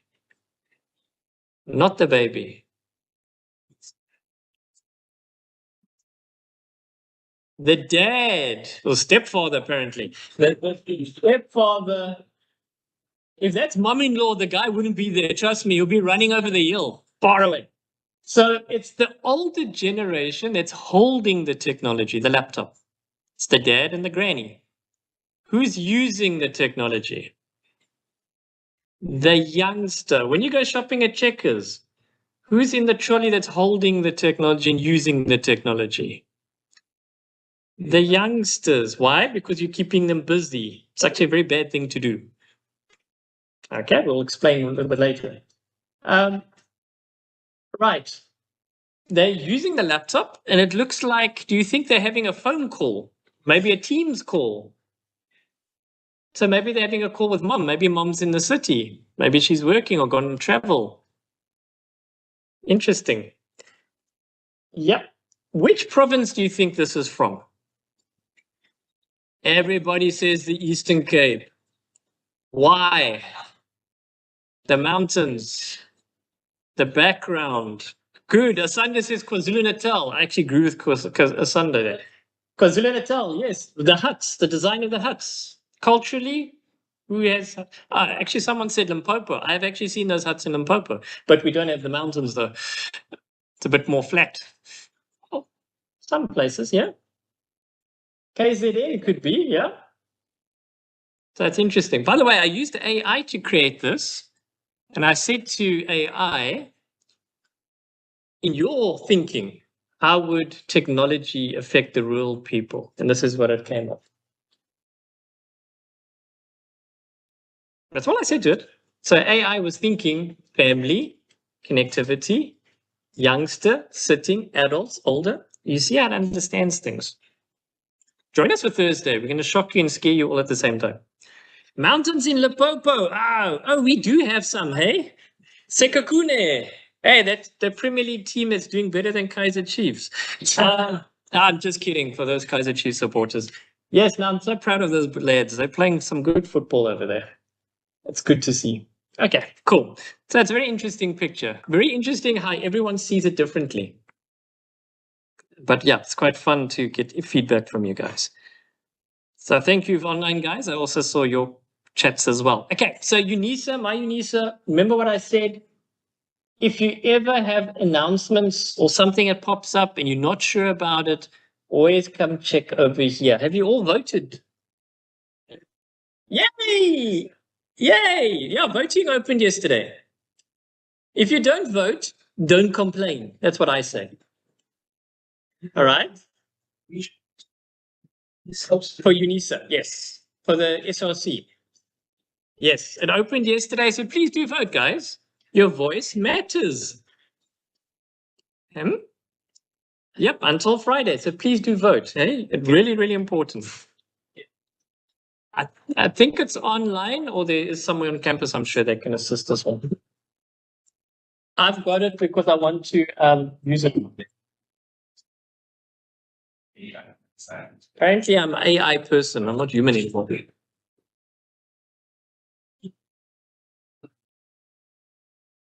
You should have got an SMS already. I think they did send out reminders and SMSs and. You're going to sing for us, Whitney Houston. Yeah. Grab a seat. We'll do this before you leave.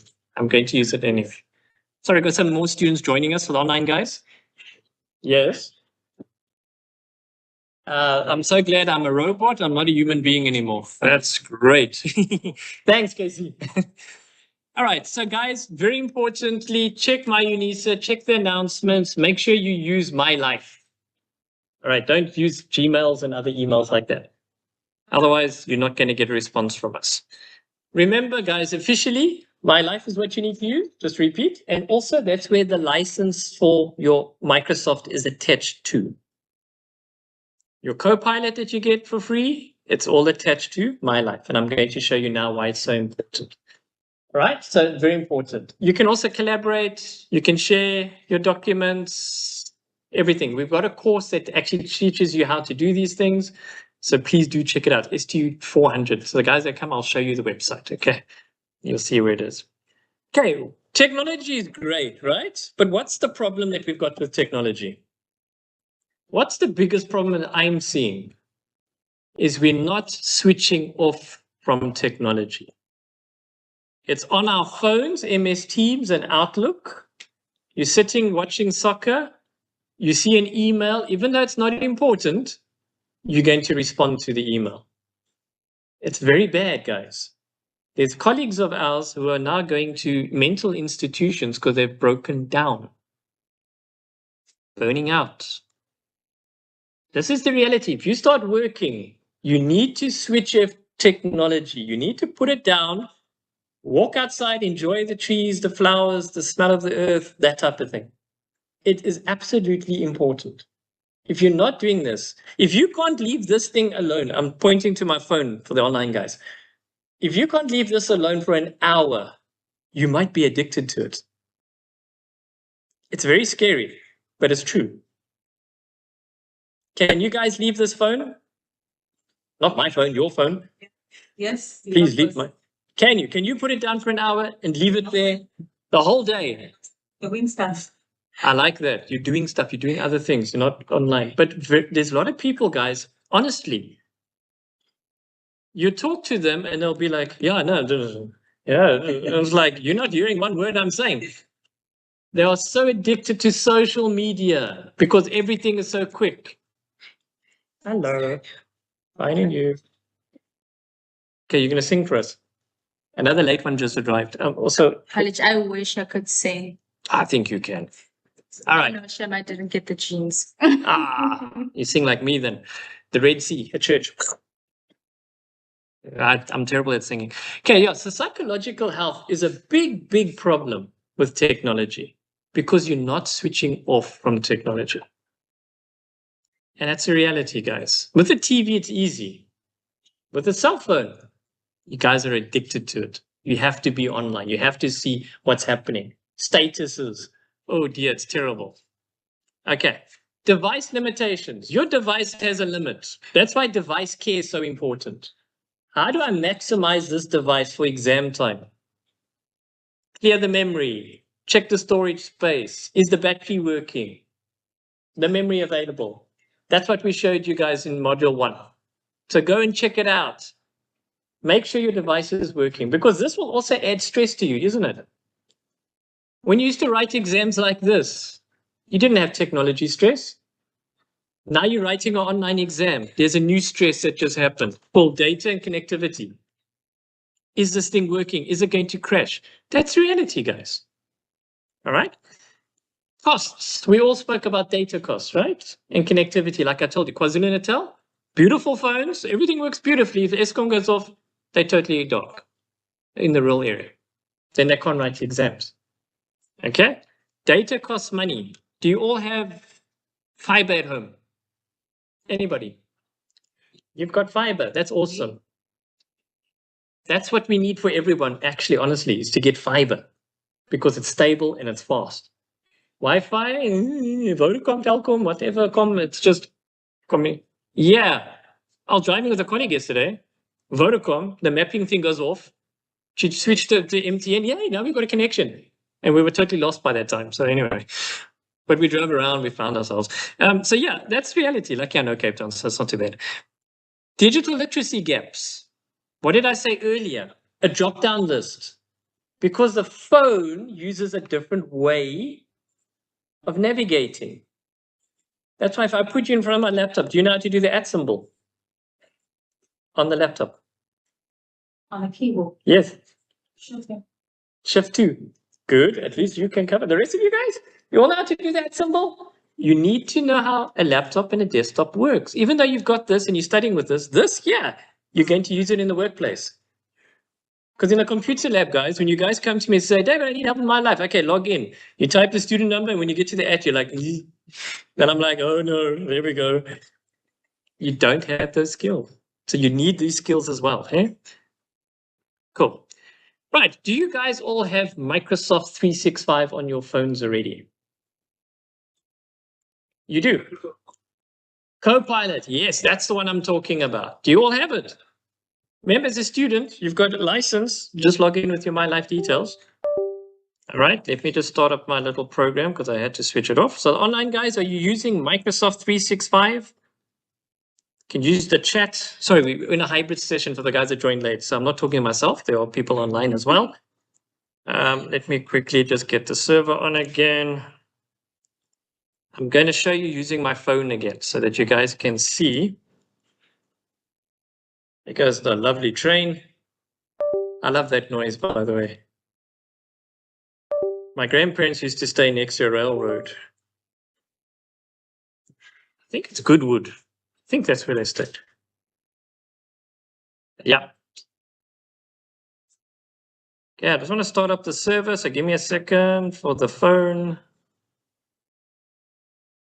See, it's just giving me a hard time. I'm going to demonstrate with my phone, guys, so just want to quickly get it going again.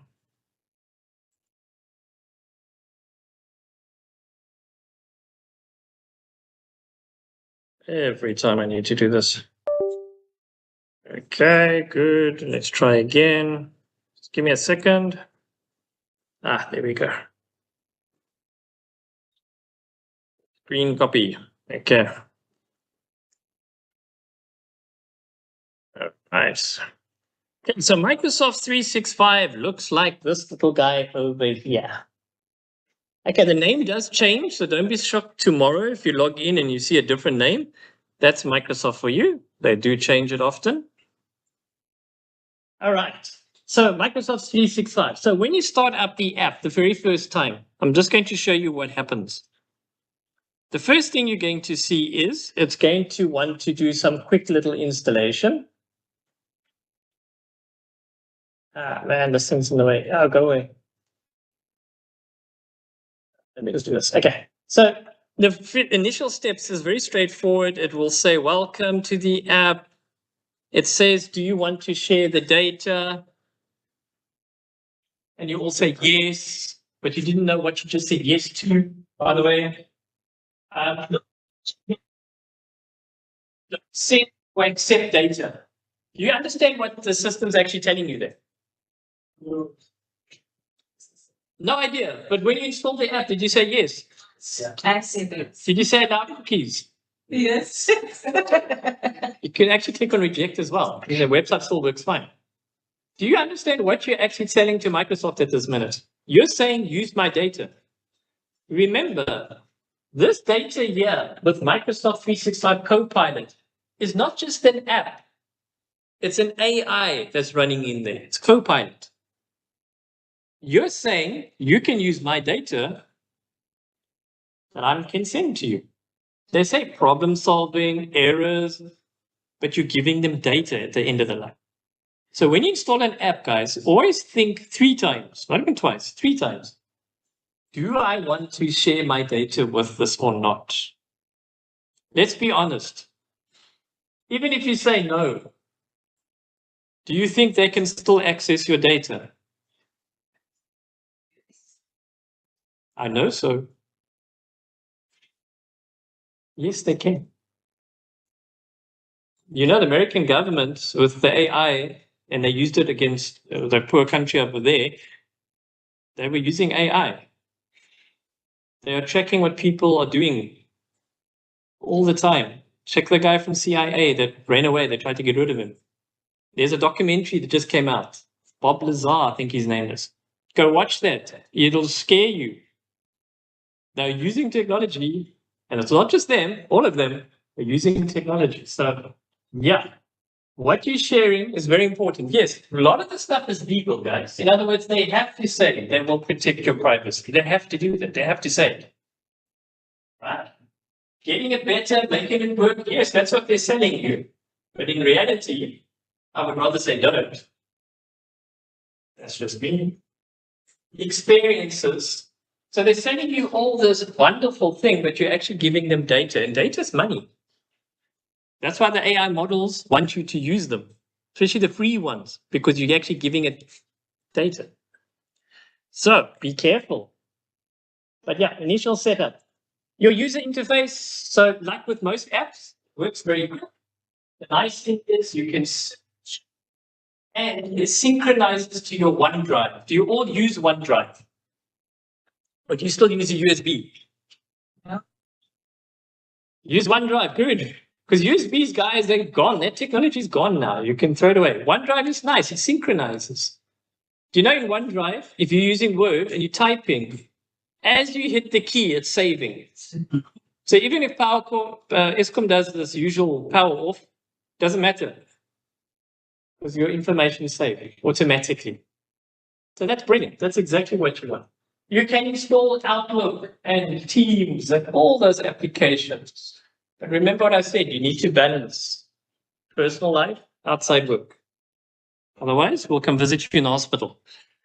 Okay? On a serious note, balance it. Okay, yeah, so you can access all the apps from your license. So that's good. Some of the settings that are quite interesting. Always go look at the settings of the app. All right, the one setting that you can have a look at is the text prediction. So in the course, I'll show you exactly how to access, and I'll show you now practically. Have a look at text prediction. That's a nice one, because like in Gmail, right? When you type in the email and it automatically tries to sync what you're saying, and you just hit the tab key and it quickly writes it for you. Yeah. That's what it can do as well. It just makes it easier if you're typing. So yeah, text prediction. Have a look at that. You can also look at the theme. You can make it light and dark. Set it up for yourself because you're going to use the app. So the general setup for an app is always the same, but customize it to how you want it to be. Right, so let's see. Okay, so that's your basic settings that you can do. What I like about it is, this is the interesting part, sharing. No, I'm not back. I'm still in Cape Town. Searching is quite interesting because I can search my right? I can search my file. I can search online device. You all hear what I just said? I can search on OneDrive. I can search my files. I can search on my device. Did I say to Microsoft 365, I'm allowing you to do that, to look at my device? It's got access. Yeah. Now you're all looking with really big eyes. Hopefully online guys, you guys are not falling over. No, we don't use Albert. We don't use USBs anymore. Those days are gone. Yes, guys, the app can see your files. Allow, you can pause, like a call message, allow. Yep. Generally with apps, what will happen is, you're 100% right, there will pop up a little message saying, do you allow the microphone? Do you like the camera? Do you allow me to access your files? Okay, so yep, do take note. You can search your files, which means the app can actually see your files as well. Okay. Why am I bringing up this to you guys is you need to be more aware of technology and access and what is on your device. So if you've got pretty pictures of yourself that you don't want people to see, take note. This is how celebrities' things become public knowledge. Okay. So think twice what's on your phone for obvious reasons. So anyway, just interesting. So yeah, you can actually search, you can actually do quite a lot with this app. But what I love about it is if I'm working on my laptop here, and now Lindiwe and me need to catch a train or wherever, then I'm on my phone. The document I'm typing here, I'm now typing here, and they're synchronizing. And we can all do it together as well. Yeah, one document, you can all type at the same time, and it will make sure that you're not over-typing anybody. It's very cool. Yeah, it's very interesting. All right, so let's have a look at Mr. Copilot itself. So I'm just going to quickly get my app on again. There she is. So it's this little guy. So just for interest's sake, this little green guy here, the invigilating app, if you're going to need to use him, we've got a course, takes you through how to set it up, how to test it on your device, and do the demo, and do it until your fingers hurt so that you are 100% comfortable with it. Okay, so just remember, do that before exams. But that's the right little guy. If you just type invigilating app, guys, you'll find there's a zillion of them. And you install the wrong one, it's not going to work. Make sure you get the green L with the big eyeballs. That's the one we want. This is the UNISA app. So this one is the official one, guys, not the Moodle thing. This one you can actually use. Okay, and there we go. And you can see it's quite a few things you can do to do assignments are there, registration, applications, your inbox, which I haven't read in ages. Oops. News, library. So there we go. So that's the app that you guys could actually use.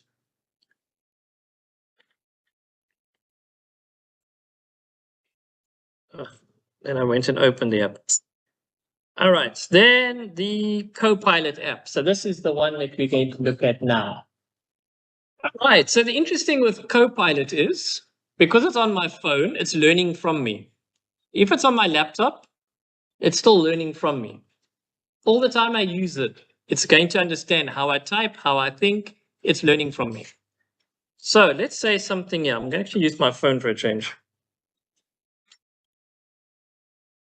Hello. You know, it's the funny thing with AI is we're so polite to it.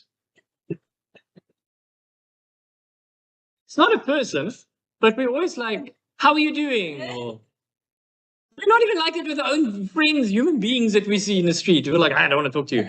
But with AI, we are very polite. That's important because Terminator is coming, if you like it or not.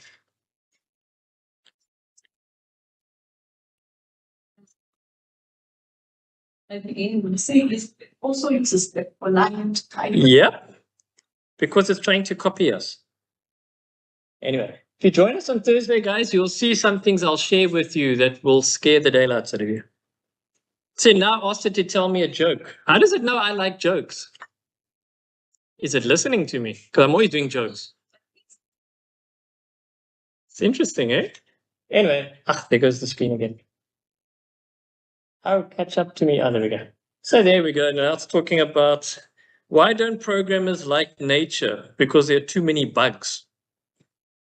Okay, if you do programming, bugs are errors. So that's the catch there. So yeah, good old Copilot. So let's have a look at this app. So we've got the little hamburger, what we call a hamburger. Yes, Asanda, I'll show you guys again where to access it. All right, so click on the dots on the top left, and then you will see there's a whole bunch of things, searches, and right at the bottom, you'll actually see your profile. So mine is a little bit at the bottom.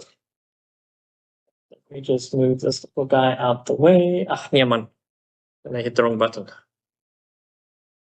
Okay. Let me just make it a little bit smaller.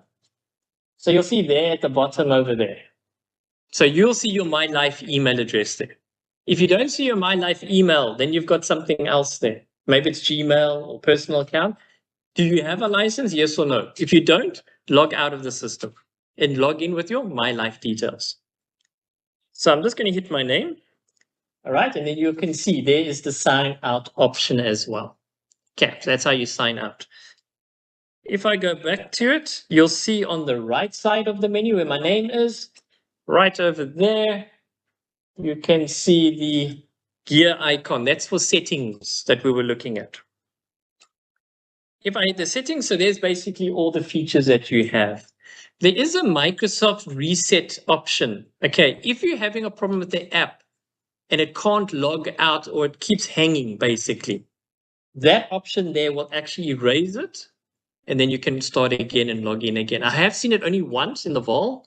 We had a student who had a problem. Doesn't matter what we did, we couldn't get out of that account. That's the only way we could do it. Then she could log in with the My Life details.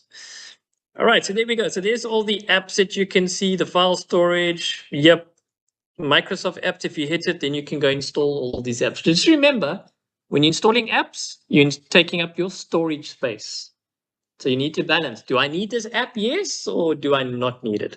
Like Microsoft Word, definitely you do assignments there. That one would make sense.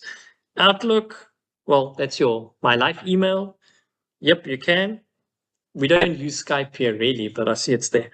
Okay, so that's where you can play with your settings and how to log in and log out. Cool. Then let's have a look at the next thing. The next thing on our list is to scan. Okay, so let's have a look at a scan. So I've got my register over here. I like to use the register. So I'm going to use the create button.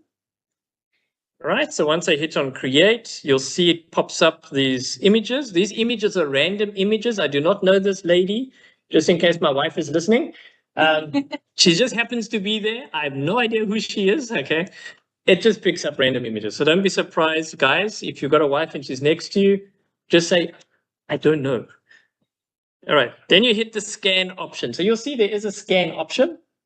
All right, and now it's busy looking. So let me put my phone like this. I've got the attendance register for today and I'm going to scan it. Now you'll see what happens is AI is running at the same time. So you'll see it's trying to pick up the image itself. And there we go. So now it's taken an image, right? It's picked up what it thinks. Notice I'm saying it, not him or her, right? Then I'm going to say to her, all right, I can rotate you. So you see you've got this little menu on the right side and you can rotate it if you want. The middle button means you can take another picture. If you weren't happy with this one, hit the middle button, then it can take. Then the third option there on the menu, you've got this little button, which means select the whole image that you've taken. So it's pretty good like that. The image doesn't look great. So let me do it again. Let me hit the image again. Let's see if I can do another image. Now, don't worry for your exams. You're also going to need to scan in your scripts, by the way. That's a skill you're going to need to learn. If you're using Vigilating app, now I'm freaking you out. Yes? PDF, yep.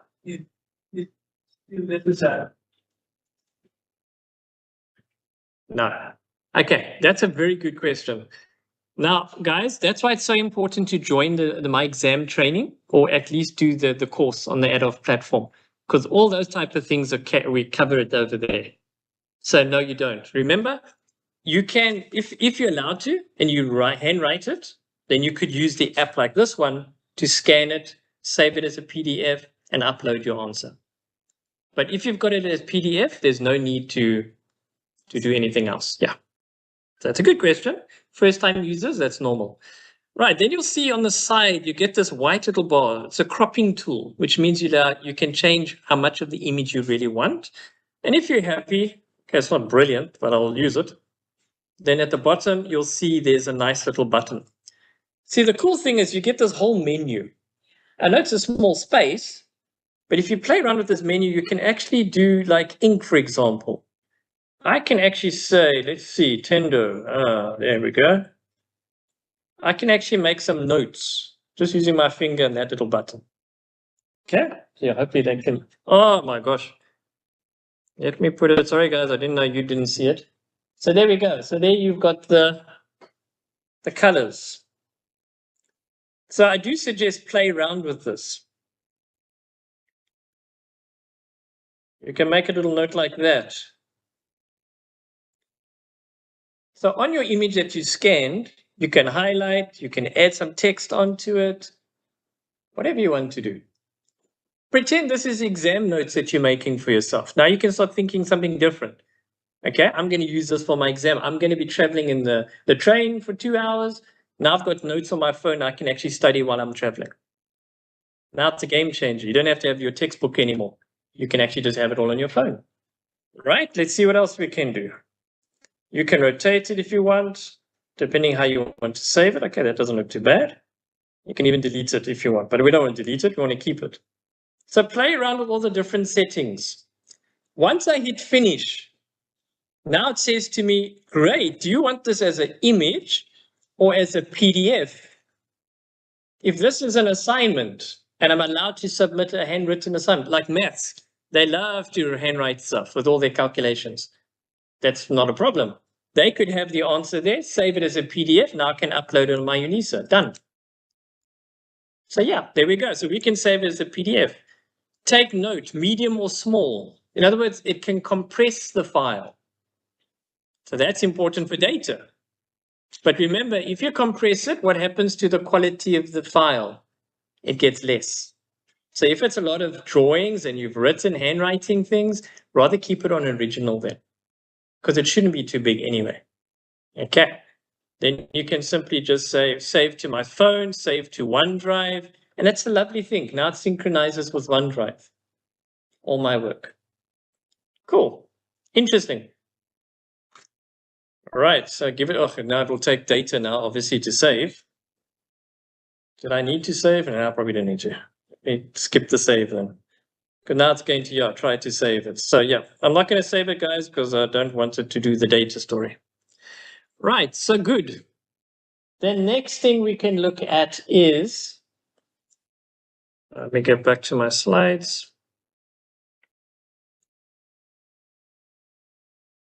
Okay, I think I put it, there we go. The next option is extract. So the first one we did was scan.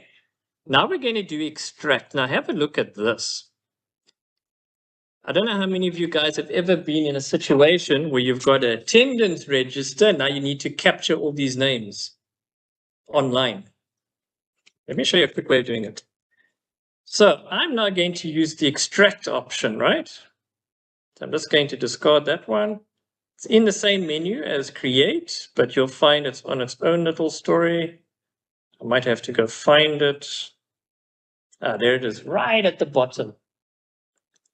It helps if I'm not having the screen. Okay, so there we go, guys. So I just clicked on create. Let me go back one step. Create. Then in the menu at the bottom, I click on view all. Give it a few seconds. Right, then when you see this menu right at the bottom, you'll see it there. You'll see there's extract. So there's scan that we just did. There's extract. Then I'm going to zap the extract button. Now what it's going to do is it's going to basically do the same setup as your scan, but let's see what else it can do. So I'm going to put it over my register again. I'm going to hit the button.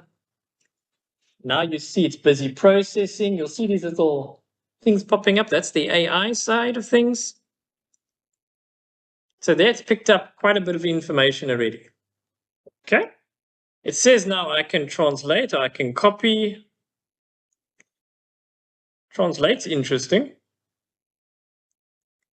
The problem is it's not really picking up the people's details very well. So if I translate this to isiZulu, that's going to be very funny. Unfortunately, it doesn't have all these African languages. It's only got like, I think Zulu and Afrikaans, that's it. And then you can actually see what it does. It's not great because it's not really going to make a difference. So we can leave it there. Okay, fine. Wow, where's it gone? Let me go back.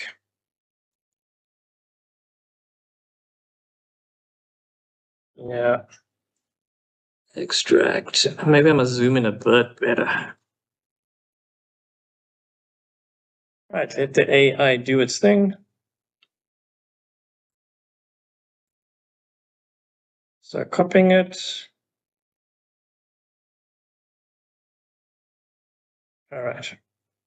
Okay, so that's how you can copy and paste. Not the greatest example, but what I'm going to do is I'm going to take a picture of my, let me do it this way around because I see it's changed again. So I'm going to take a picture of my register. Okay.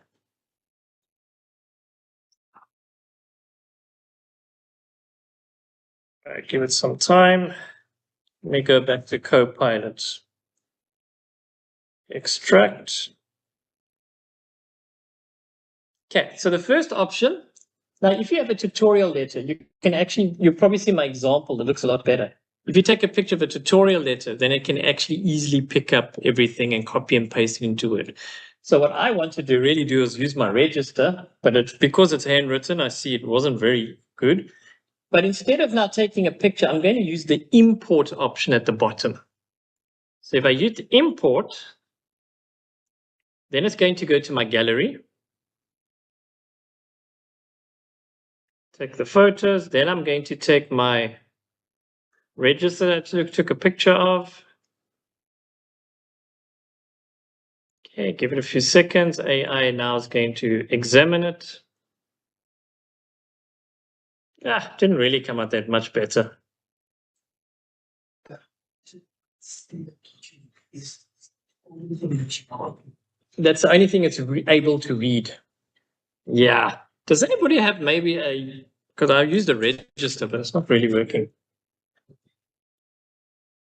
Oh no. The tutorial letter? Anybody? Saw something behind me. Give me a second. Sorry, online guys. Trying to find it. Data projector. Right, let's pretend now I found something else. Let's take this old document. Let's try this trick. It's not flat, but let's try it out. See, now I'm pretending I'm using a tutorial letter. Let me try this trick and see what happens. Wow, look at that. It's almost picked up everything from this document. So all I now need to do is say copy to my clipboard. What do I do next? I can go back to my app, click on create, and then find. Let's see, where is old Microsoft Word?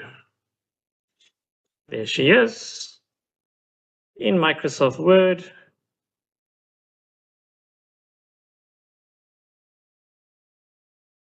And there we go.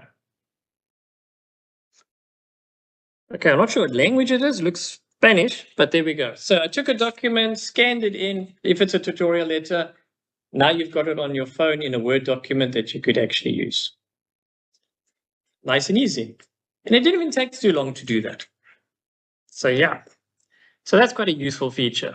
Then the next feature we look at, so you can use with your studies, is the dictate one. Now this one's also quite interesting. Okay, it's good. I'm going to go again to create. Okay, let me get out of this one. Whoops. Just taking a few seconds because I'm still stuck in here now. Dictate. Okay, good. So what dictate allows me to do is to make voice notes, study notes. All right. So all I need to do is I open the app and then I just hit the microphone button in the middle. And now it starts to record everything I'm saying. So the good thing is now AI again is running in the background. It's picking up my voice, articulating everything I'm saying. And now it's going to actually start making notes. So you could actually say, okay, for my economics class, unit 1, we're covering the budget. The budget consists of income, expenses. You could actually take all your study notes and make it a voice note. All right. And now you can see it's basically typing it up. And I can play it back to myself. So all I'm going to do is once I'm done, I'm going to hit the microphone button again. I'm going to say finish. And now it's going to save it for me. On the top right-hand corner, you'll see there's a folder icon. If you hit that one, then everything you've been creating now this morning, you're going to find it in there. The AI is already running with Microsoft 365, Albert. So there we go, the very top one there, 14th of April. That's where we are today. If I hit the button, now it's going to open. Yeah, that's also a challenge. You might need to clear, Albert, you might just need to clear your browser or your phone, reset it. Okay, so there's all the text that it captured. Now I can hit the play button. And now it's going to basically do audio. Just my voice sounds so funny when it's like this. I don't sound like this, do I? In my head, it's so romantic, my voice. This is horrible. So there we go, guys. So not only did you just make a voice note, you've also got the text. And you can copy it and you can edit it. And it can actually play back to you. A nice way using Microsoft 365 for your studies. And it's quite easy to do. So yes, it's really fun stuff. Yeah. All under Microsoft 365 Copilot. Yes. Yeah. So you can access them from there. Copilot, guys, please do go and explore this app because there is quite a few things you can do. The library, the searching, all that type of thing. It's really fun stuff.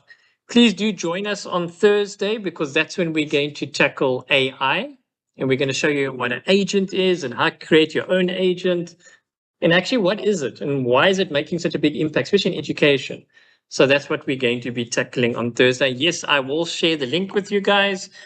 For the online guys, I just want to quickly share the link. So guys, if you want to join us again online, please have a look at this folder. I'm going to share it with you in a second. So on the Adobe platform, guys, once you get here, there's the exam one that I was talking about. So if you came in late, do this one. And if you know a student who's coming to UNISA for the very first time, right, let them do the basic skills. Remember, these are open. They can even do it today, even if they're not studying with us. It's open to anybody. They'll see how it works. At least they've got a good idea. But then just go down and you'll see under invites folder. So Sunda, for Thursday, you will see it in this list over here. I have no idea what day are we on. Tuesday. Okay. Thursday, so it is going to be workshop. No, I can't be that one. Oh dear.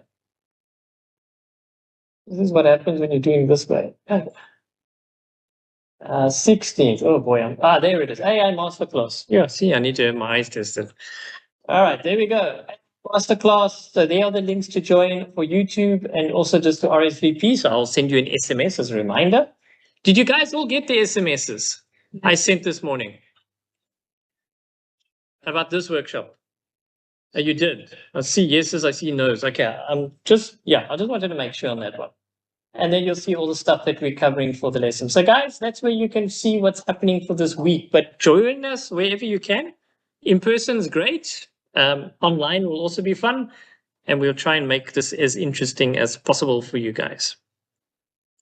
So that is Mobile Masterclass number 2, guys. So please do complete the evaluation in the course on the Adobe platform. The guys that joined late, I'll quickly show you how to get on there before you leave here today. Any questions from you guys online or in person as well? Do we have any questions? I hope you've had fun. I hope you've learned something, but trust me, join me on Thursday. It's going to be eye-opening. If you've never attended it, really do. Yes, Albert, I see your hand is up. Do you want to say something? Let me see. I'm not too sure how the sound is going to come through from our side, but Albert, you can unmute yourself. Hey, greetings. How are you? Find yourself. Yes, thank you. I'm audible. I see you are on a very difficult topic for me, but it's very interesting. You know, I would also want to learn more about this digital phenomena. So I'm interested. So I'll keep in tuned. Thank you. Thanks, Albert. Much appreciated. And thank you for all your interactivity. I see you were posting quite a few things, questions, statements. It was really appreciated. Thanks, and I'm glad you enjoyed it as well. From you guys here Thank on you. the inside the Paro campus, are you guys any questions, comments from your side?